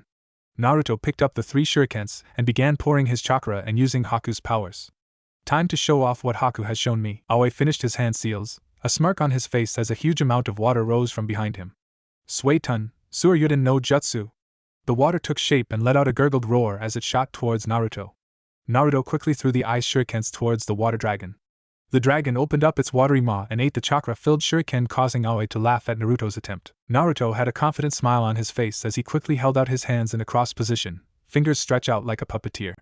Hijitsu, Hyoryu Shokugutsu, Advanced Technique, Ice Dragon Mirror Puppet. Aoi's dragon suddenly froze in mid-action as the crystal shuriken began its intended job. Naruto's fingers were now filled with chakra strings as he started directing the ice dragon towards the surprised Aoi. Aoi quickly shook the surprise from his face and charged forward, using Raijin's blade to try and redirect the ice dragon's sharp teeth from him. Aoi used the Raijin's chakra blade to escape the dragon as he continued to charge forward. Naruto braced himself ready to block Aoi's strike, but he miscalculated Aoi's intended target. Naruto quickly understood who Aoi was aiming for. The rogue Jounin was aiming for Seilingheim, who was left unguarded due to Joem and Naruto's battles. Shurmata, Naruto thought as he watched in horror. Aoi had a sinister smirk on his face as he pulled his hand back ready to stab Seilingheim with Raijin's blade, but suddenly Joem appeared right in his path. Blood splattered on the floor as Aoi connected Raijin's blade to Joem's midsection. "You bastard! Get out of my way!"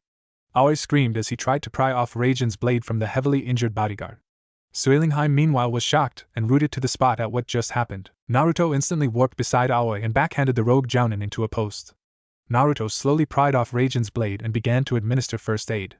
In the sidelines, Tsunade, shaking at the sight of blood, was being comforted by Shizen trying to calm her down. Seilingheim, still in shock, managed to crawl her way to Joem's side, crying and begging the raven-haired bodyguard not to leave her. Naruto, still trying to stop the blood flowing from Joem's fatal wound, caught sight of the now recognizable Tsunade. "Tsunade-Kazan?" Naruto asked as he quickly tried to assess the situation. Thinking up of a way to save the brave bodyguard's life, Naruto ran to Tsunade and began begging her to help treat Joem's wounds. "Tsunade-Kazan, please, I beg you to help treat this man," Naruto said, pointing to Joem. Tsunade, still shaking from her hematophobia, couldn't speak due to her fear, but she caught sight of the weeping Sueling and remembered her own lost love Dan. She then looked up and saw a similar resemblance to Nawaki in Naruto. "My dream is to be Hokage." She remembered those words in three different voices: Dan's voice, Nawaki's voice, and finally the 4-year-old voice of Naruto. Tsunade, although still shaking, got up from where she was trembling and quickly began to treat the injured man. Shizen began assisting her by reassuring Seilingheim that everything would be alright now. Naruto meanwhile stood up facing an enraged Aoi. Naruto cast an emotionless glance to the side, seeing his 3-man team standing ready. "You three watch carefully because you will be learning this technique when we get back to Konoha," Naruto said as he took a single step towards Aoi before disappearing in a burst of ebony flash. Aoi used his umbrella to send Saban needles at the black blur rocketing towards him. Aoi, now frustrated, redirected his Saban umbrella towards the contestants and operating Tsunade. "Hold it! You spineless coward, attacking defenseless civilians and injured people," Naruto said as he intercepted the Saban needles and began advancing towards Aoi again. Aoi jumped back, his hands performing hand seals ending in the tiger hand seal. "Katon, Gakakyu no Jutsu!" Aoi shot a huge fireball towards the black blur towards him. Naruto stared straight into the huge ball of flame roaring through the air towards him. Naruto closed his eyes before letting out a growl induced by Kyuubi's chakra. The flame, now overpowered by Naruto's chakra roar, extinguished itself on Aoi as Naruto appeared behind the rogue Jounin, icy mist escaping from him. Hijitsu, Makyu Hayashu. Naruto poured 30 of his remaining chakra into the blood's powers as the icy mist and moisture into the air formed a dome of ice mirrors surrounding Aoi. The onlookers watched as a dome of mirrors formed and a black blur from the mirrors attacked Aoi. The onlookers only saw Aoi flying into the air like a rag doll, screaming in pain from the injuries being inflicted on him. The blur shot past Aoi, numerous slash marks appearing on his arms and upper torso. The blur stopped above the injured Aoi, who was now trying to retaliate by performing another Katan Jutsu. You think I'm a hoax? I'll show you why this sword is called Zanpakuh. Naruto spoke as he bit into his thumb and ran the blood on Zanpakuh's black blade. The blood on the blade began gathering to the tip as red kanji appeared on the Shinigami's sword. Zanpakuh look forward Kuchios. Taiso no Rosudo Kampaku. Summoning, Requiem of the Lost Souls. Naruto raised Zanpakuh high up into the air, black flames erupting from the blade as he swung it downwards. A huge corona of black flames shot out from Zanpakuh as it took the shape of a black falcon. The falcon dived downwards at a speed of 250 miles per hour towards Aoi. The falcon struck Aoi at the chest, raking its burning talons at the rogue Jounin. Naruto landed on the ground, panting, and the flames from Zanpakuh's blade just ebbing. Tsunade and Shizen standing proud over a now stabilized Joem. Suilinheim sitting beside Joem, placing the raven-haired bodyguard's head on her lap. Naruto shook his head at the affectionate display. Team 7 soon joined them in celebrating in their first successful CB rank mission. Time jumped to 3 days later. Naruto stood by the entrance of the tent as he watched the judges crown the winners of the beauty pageant. Behind him were Team 7 relaxed and enjoying the show. All 3 genins had huge grins on their faces when Suilingheim's name was called. Suilingheim won as first runner-up and Tsunade surprisingly was crowned as Miss Wave Country. Tsunade had a huge grin on her face as she held on to the check prize money. Tsunade and her debts, Naruto thought as he followed Konohamaru and Sakura to congratulate both Suilingheim and Tsunadeheim. Joem, with one arm in a sling and half of his upper torso wrapped in bandages, was instantly by Suilingheim's side congratulating her. Tsunade meanwhile was trying to wrestle Shizen for the check since Tsunade wanted to go to the nearest casino. After the celebration and some light gambling on Tsunade's part, Zabuza and the townsfolk took Naruto and Team 7 to the completed bridge where Tazuna was waiting for them. Naruto and Tsunade were talking on their way to the bridge. Kazan, will you be coming with us back to Konoha? Naruto inquired while trying not to let the slug Sannin know his intentions. Tsunade was silent for a moment before replying. Do you still have the necklace I gave you? Tsunade replied, at which Naruto nodded and pulled out the emerald stone dangling from his neck. Tsunade gave him a smile before placing a hand on his chin and giving him a kiss on the forehead. Naruto had a shocked expression on his face while Tsunade just gave him a joyful grin. I'll be coming back with you to Konoha, Naruto-kun. I'd like to start that medical nin academy Sarutobi-sensei promised me years ago. The group reached the bridge where a huge sign was covered with a piece of cloth. Tazuna and Zabuza pulled the cloth covering the sign, which revealed the name of the bridge. Naruto-kun, not long ago you helped bring courage back to our country and freed us from Gata's tyranny. In gratitude, we the people of Wave Country would like to name this super bridge the Great Naruto Bridge in your honor, Tazuna announced. Naruto was silent for a few minutes while the rest of the group cheered and congratulated the young Jounin. The blonde Jounin bowed in respect to the people of Wave Country. Thank you for this honor, I was just doing my duty as a shinobi, Naruto replied as he took out Zanpakuh and cut the ribbon, opening the bridge to all travelers.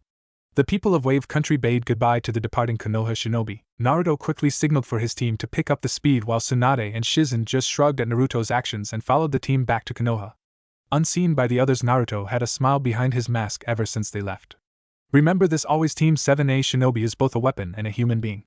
A weapon of a shinobi village and a country, but she is also a human being who must use his mind and heart to make decisions of his own accord. Live a life of no regrets, and never go back on your word. This is my shinobi code. It is up to you to make your own nindo. Sakura POV. 3 months has passed since our first high-ranking mission. Team 7 under the command of rookie Jounin Sensei Uzumaki Naruto had brought back one of the Sannins Tsunadeheim and the legendary sword of Naidame Hokage Raijin Ken. During those 3 months, Naruto-senpai brought our already strenuous training regimen up a notch by giving each of us additional weights and teaching us one of his personal jutsu. Jinsaku Sokushin, rapid acceleration, a technique that amplified a nin's speed by 5-fold. The training that all 3 of us went through was really hard, almost like going through hell and back, but I guess it was worth it. We got the basics of the jutsu that Naruto-senpai used on that Aoi guy. Tsunade-sama had put up the medic nin academy granted to her by Sandaime-sama. The school opened a week after we came back from the CB rank mission after getting our paycheck, of course. Naruto-senpai gave us our share of the bounty on the rain nins we defeated.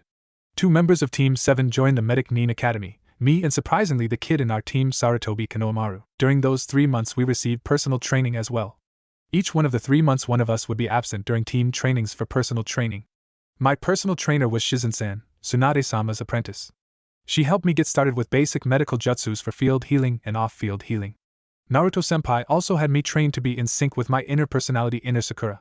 I never really knew why I had this split personality in the first place, but from Shizen-sensei's diagnosis it must have been because I never showed much anger, and mostly hid it deep inside, thus the creation of inner Sakura. The jutsu that Naruto-senpai and I created, Senden Sakura Rendo, was now a part of my arsenal. I can use it effectively more than 5 times a day before collapsing on the ground with chakra exhaustion and stamina loss. Both Shizen-sensei and Naruto even made me eat more and try to raise my stamina. Something I'm really thankful for, since now my goal is to be the best kunoichi in Konoha, just like Tsunade-sama. Konohamaru came next during the second month. He was trained by the Jounin sensei Mado Guy, Kakashi-san's insane rival. Seriously, the man needed to get a haircut, tone down on his voice volume, and get a fashion designer. Although the man seemed to be insane, he still knew his taijutsu. After Konohamaru-kun had his surgery, which of course was only approved when Naruto-senpai and Tsunade-sama got the approval from Sarutobi Asuma-sensei and Sandaime-sama, Konohamaru wanted to increase his strength, although that could be done with training as well. With nervousness, Shizen-sensei and Tsunade-sama worked on Konohamaru-kun's developing body, tweaking on his muscles and adjusting them to accelerate the muscle strength. But something went wrong with the operation, due to Tsunade-sama's alcoholic tendencies had tweaked something that wasn't even supposed to be awakened until Konohamaru-kun got older. The Sarutobi clan, I heard, had an affinity with the ape family, hence their clan name Saru, which meant monkey. The clan bloodline relied on borrowing the strength of the strongest of the ape family, the gorilla, and other members of the ape family. When Konohamaru underwent the surgery, Tsunade-sama accidentally awakened the bloodline, causing the young Sarutobi to have his hair grow longer, and his arms to be slightly longer than they should be. Of course, Sandaime-sama was quite surprised with this sudden development, since Konohamaru-kun is the first to ever have the ability awakened. So now the kid in our team looks more ape than human, but laughing at him will only get you either a lot of broken teeth or broken bones. None of Team 7 laughed at Konohamaru-kun because, as Naruto-senpai said, everyone should be respected no matter what they look like or how much they are different in attitude. Konohamaru-kun got training in channeling the raw strength he had in his now 2 powerful arms from Tsunade-sama and Mado-san. Luckily, Naruto-senpai threatened Guy-san that if Konohamaru-kun ever starts wearing green spandex, he would break every bone in Guy's body and use him as a target practice for little old me. Sometimes Naruto-senpai can be really scary. I've even seen his eyes turn blood red, but not like Sasuke-kun's Sharingan. It seemed more beast-like and had raw killer intent, which even now is giving me nightmares. Speaking of Sasuke-kun, the number 1 rookie of the year got personal training on the 3rd month by Hatake Kakashi, Naruto-senpai's older brother. I was quite surprised that Hatake-san had the Uchiha clan Dijitsu in one eye when he wasn't related to Sasuke-kun. I read somewhere that Hatake-san was taught by Yondaime-sama, Naruto-senpai's father. He is also known as Copy Ninja Kakashi because of the single Sharingan eye, and that he had copied over 1,000 jutsus. I also found out that Kakashi-san is a pervert who reads Ika Ika Paradise. I swear if I ever find the author, I'm going to give him a piece of my mind and introduce him to Senban Sakura Renda. Also during those 3 months, Naruto-senpai helped Kurenai-sensei in training her team. It was a real shocker when Naruto-senpai brought Team 7 to Team 8's training field.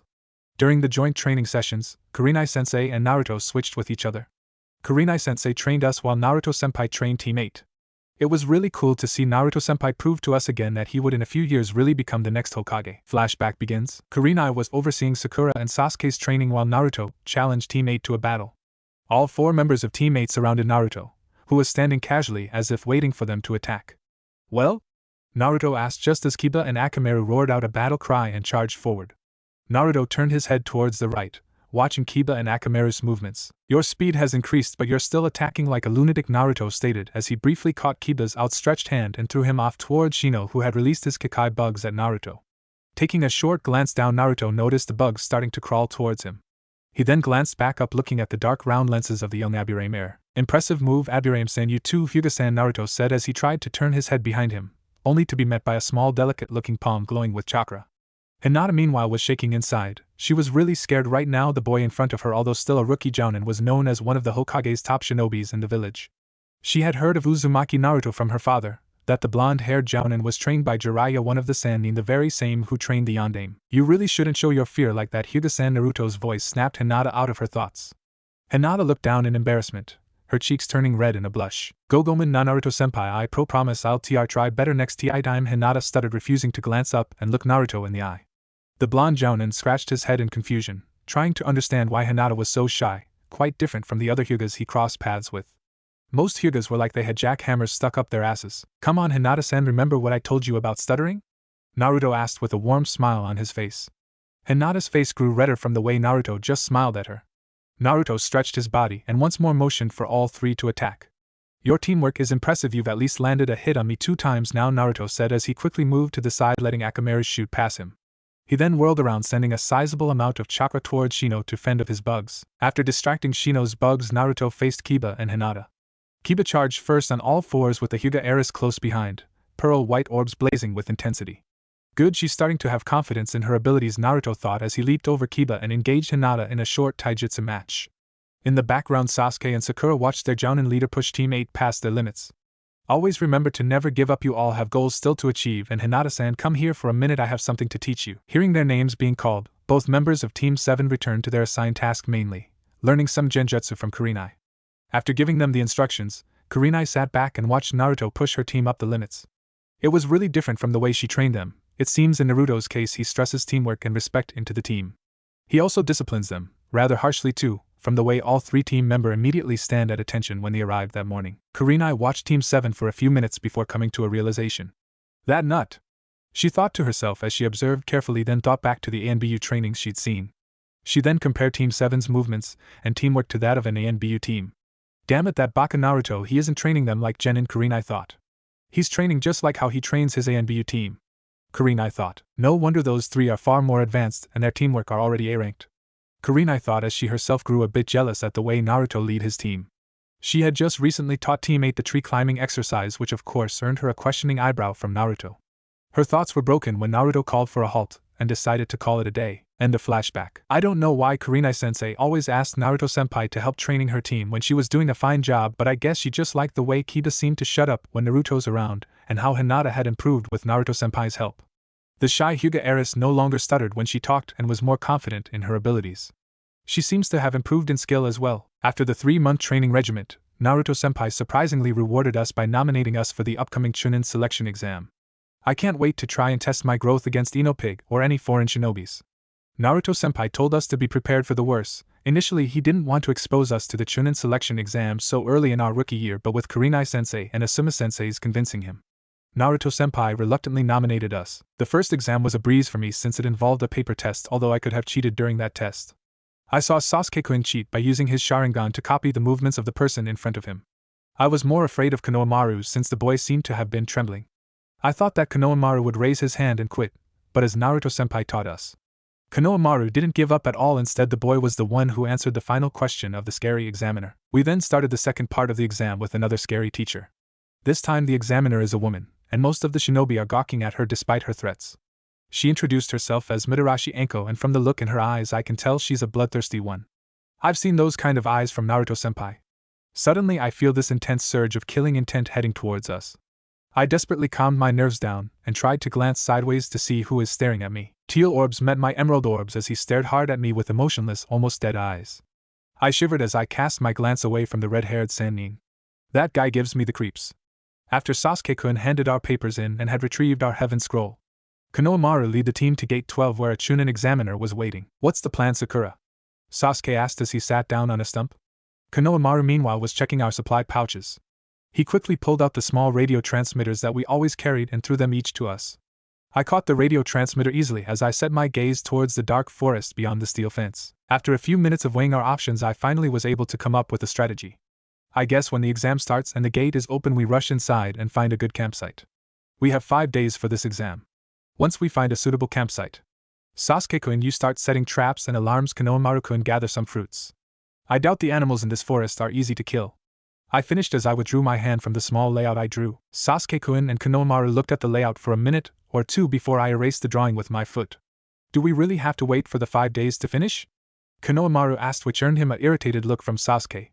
I let out a sigh as Sasuke said explained his own plan. We can't really wait for the 5 days to be done. So here is how I see it. After we set up Camp Sakura, since you're the best at genjutsu, you'll create a genjutsu trap on the pathway, Sasuke said. I gave him a small smile at his praise of my skills in genjutsu. Months ago Sasuke-kun would have just said he'll handle everything. Konohamaru and I will set up our own traps and try to subdue any of the teams that fall into your traps. Just as we finished planning, the weirdly loud examiner, who seemed to have been embarrassed from the way that weird Grassnin with the long tongue winked at her, With a command from her, the Chunin guards opened the gates wide open. Serious expressions covered our faces as the three of us rushed into the secluded area. A nod from Sasuke gave us the signal to take to the trees, which earned us a grin from Konohamaru. Once up in the trees, we fanned out, keeping only radio distance in order to find a suitable campsite. After a few minutes, a barely audible sound came from my right ear. It was Konohamaru-kun. He found a suitable campsite. I immediately headed towards Konohamaru's position. As I leaped from one branch to another, I sensed faint chakra signatures following me closely. A smile formed on my face as I whispered my discovery to the rest of the team. 3 blind mice are following me. Sasuke POV. 3 blind mice are following me. I heard Sakura's whispered voice while nodding to Konohamaru to prepare for an ambush. I'm glad Naruto-senpai taught us some of the ANBU code, although I think some of it is his idea of a joke. I immediately ran up a tree, a almost invisible wire being dragged behind me. I watched 7 Konohamarus ready and waiting, armed with explosive tags and the quarterstaff. Sakura came into view, stopping in the middle of the clearing. Once she stopped, her pursuers came down from behind her. I watched as Sakura faked weakness, baiting them further into our trap. With a knowing grin, which was the signal to spring the trap, Sakura pulled a few strings behind her, launching some of the kunai traps behind her pursuers. With the kunai traps activated, I quickly leaped out of my hiding place, followed closely by Konohamaru and his clones. As I descended on the unsuspecting trio of shinobi, I couldn't help but chuckle at the sight of their hatayates. Rain Nins, with knowing smirks from my 2 other teammates, we quickly subdued the jumpsuit-wearing Rain Nins.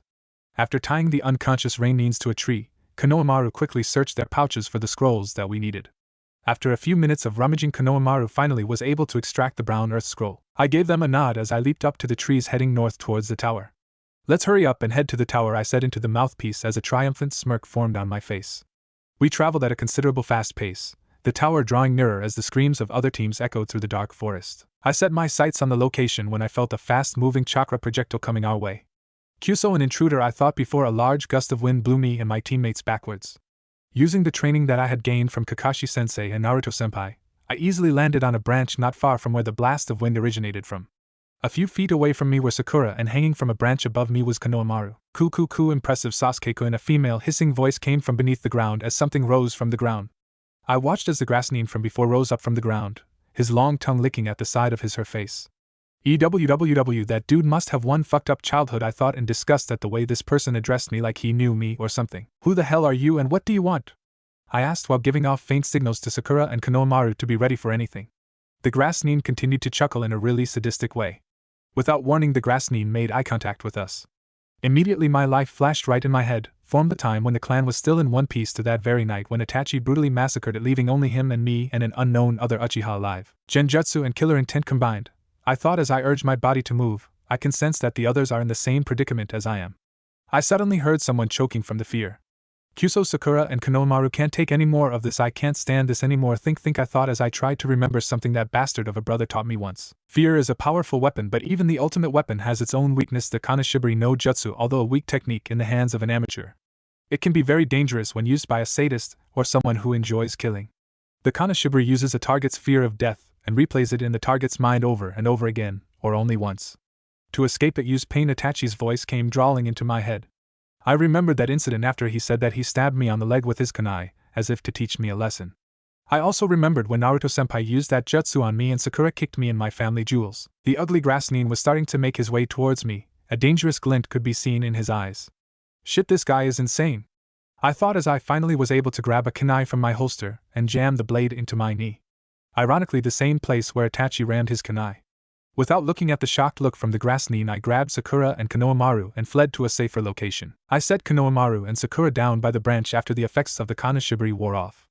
Suddenly a huge snake slithered from the canopy, its fangs bared as it shot towards us. Kyuso, I thought as we leaped away, my hands finding its way to a familiar pattern of hand seals. Katan, Gakkaku no Jutsu, I proclaimed as I inhaled deep and exhaled a large fireball that began to eat the snake. The snake writhed in pain trying to put out the flames and the onslaught of shurikens from Sakura and Konohamaru. I scanned the area when the grass nin appeared again, this time riding on top of a large snake. Shit, were my thoughts as I scrambled out of the branch I was in just as the weirdo came crashing down with its pet snake. What the hell do you want? I asked as I came into position for a delta attack formation. I pulled out 3 kunais from my holster, waiting for the weird person to make his move. Kukuku, I want to test you, Sasuke-kun, the grass nin replied, again licking his face with that gross long tongue. Without warning, the grass nin attacked, sending the snake he was riding on towards me. I leaped away, my eyes never leaving the grass nin as I once again performed a sequence of hand seals. Sakura meanwhile had finished her jutsu. I heard her call out the technique. Kuzatan, Kusa na Washibari. Grass element, grass rope binder. Immediately the surrounding shrubbery from the trees came to life. Grass grew to great lengths and wrapped around the disguised Sanin. The grass ropes suddenly burst into mud, deafening eerie laugh filling the air. Coo, impressive teamwork but not good enough. The grass Nin's voice echoed throughout the area. I shivered at the way he said those words. This guy is really starting to tick me off, I thought as Konohamaru and Sakura landed beside me. I took out my remaining kunais and some wire. The grass Nin suddenly disappeared from my sights only to reappear beside Konohamaru and send the boy through the air. With quick and trained reflexes, Sakura immediately threw a pair of kunais to save our downed teammate. Shit, this isn't going too well and that bastard is toying with us, I thought as the grass Nin sneered at us in a toying manner. After all the training that Naruto-senpai and all the other shinobis who have helped me, I didn't like to be toyed with. I am an Uchiha and no one makes a fool out of Uchiha Sasuke. With my patience growing thin, I closed my eyes as my chakra began to flow to my onyx orbs. Sharingan, I thought out loud as everything in my sight became much more clearer. The grass Nin just squealed in delight as if it was happy that I revealed my bloodline limit. Without wasting any time, I threw the kunais towards the grass Nin. Using the wires, I immediately controlled its movements. The grass Nin gasped in surprise as the kunais shot past him and began to wrap the wires attached to him. I opened the Fuma shuriken that I had taken from one of my hidden pockets and threw it towards the already wrapped shinobi. You're annoying, I said as the streamlined shuriken wrapped more wires around the grass Nin, using my Sharingan to make sure that the wires were wrapped around vital part of his body. Sharingan Safusha Santachi. Copy will I windmill triple blade. After placing the end of the wires in my lips, I began to perform a rapid sequence of hand seals. After finishing the final seal, I called out the technique as the chakra in my lugs began to move towards my mouth. Katan, Ryuka no Jutsu. I exhaled, letting the flames run through the wires towards the grass Nin. I watched as my strongest fire jutsu hit its mark, burning the grass Nin to a crisp. Without waiting if the grass Nin survived, I immediately moved to check on Konohamaru and Sakura. I quickly found Sakura with Konohamaru leaning against a tree trunk. I gave them a small smile as I sat down to rest. Is it dead? Sakura asked while I just nodded in reply, trying not to let my excitement fill me. Sakura didn't ask any more questions when the same laugh began to echo through our hiding place. Coo, impressive Sasuke-kun mastering such a complicated jutsu, and using your bloodline limit. A voice in front of us spoke out as it rose from the ground. The voice was still the same, but the face was no longer the gay-looking grass Nin but a pale-faced man. It stood there, the skin which was obviously burnt formed the Ryuka no Jutsu falling to the ground in pieces. Who the hell are you? I repeated my question earlier as I stood up, trying not to show any weakness. My body was in pain from the constant moving plus the consumption of my chakra. The pale-faced Nin licked his lips before going into a fit of giggles. This guy is annoying and has a girly laugh, I thought while Sakura tried to hide Konohamaru out of sight. The grass Nin gave me a smirk before answering my question. My name is Orochimaru and I have come to test you if you are worthy of my gift, the grass Nin, now known as Orochimaru, said. My eyes went wide in shock when I heard those words. Orochimaru's shit, I thought when Orochimaru pulled out a sword from his very mouth and charged towards me. Out of instinct I pulled out Daywalker and brought it forward to block Orochimaru's blade. The two swords clashed together before Orochimaru pushed forward, shattering Daywalker's blade. Shit! I said as I stared at the remains of my sword. I barely dodged to the right when Orochimaru made eye contact with me, causing my body to be paralyzed. Shit, Genjutsu Shibari no Jutsu. I struggled to move, but Orochimaru had other plans as his neck elongated, snaking its way towards me. Orochimaru had a grin on his face as I struggled to move. Move, damn it! Move or I'll never catch up to him, I thought desperately. Time seemed to slow down when death nears you. I saw my life flash before my eyes and my only regret was I never got to ask that bastard why he did it. Just as Orochimaru's head came close to me, I felt something push my body away from the snake Sanin.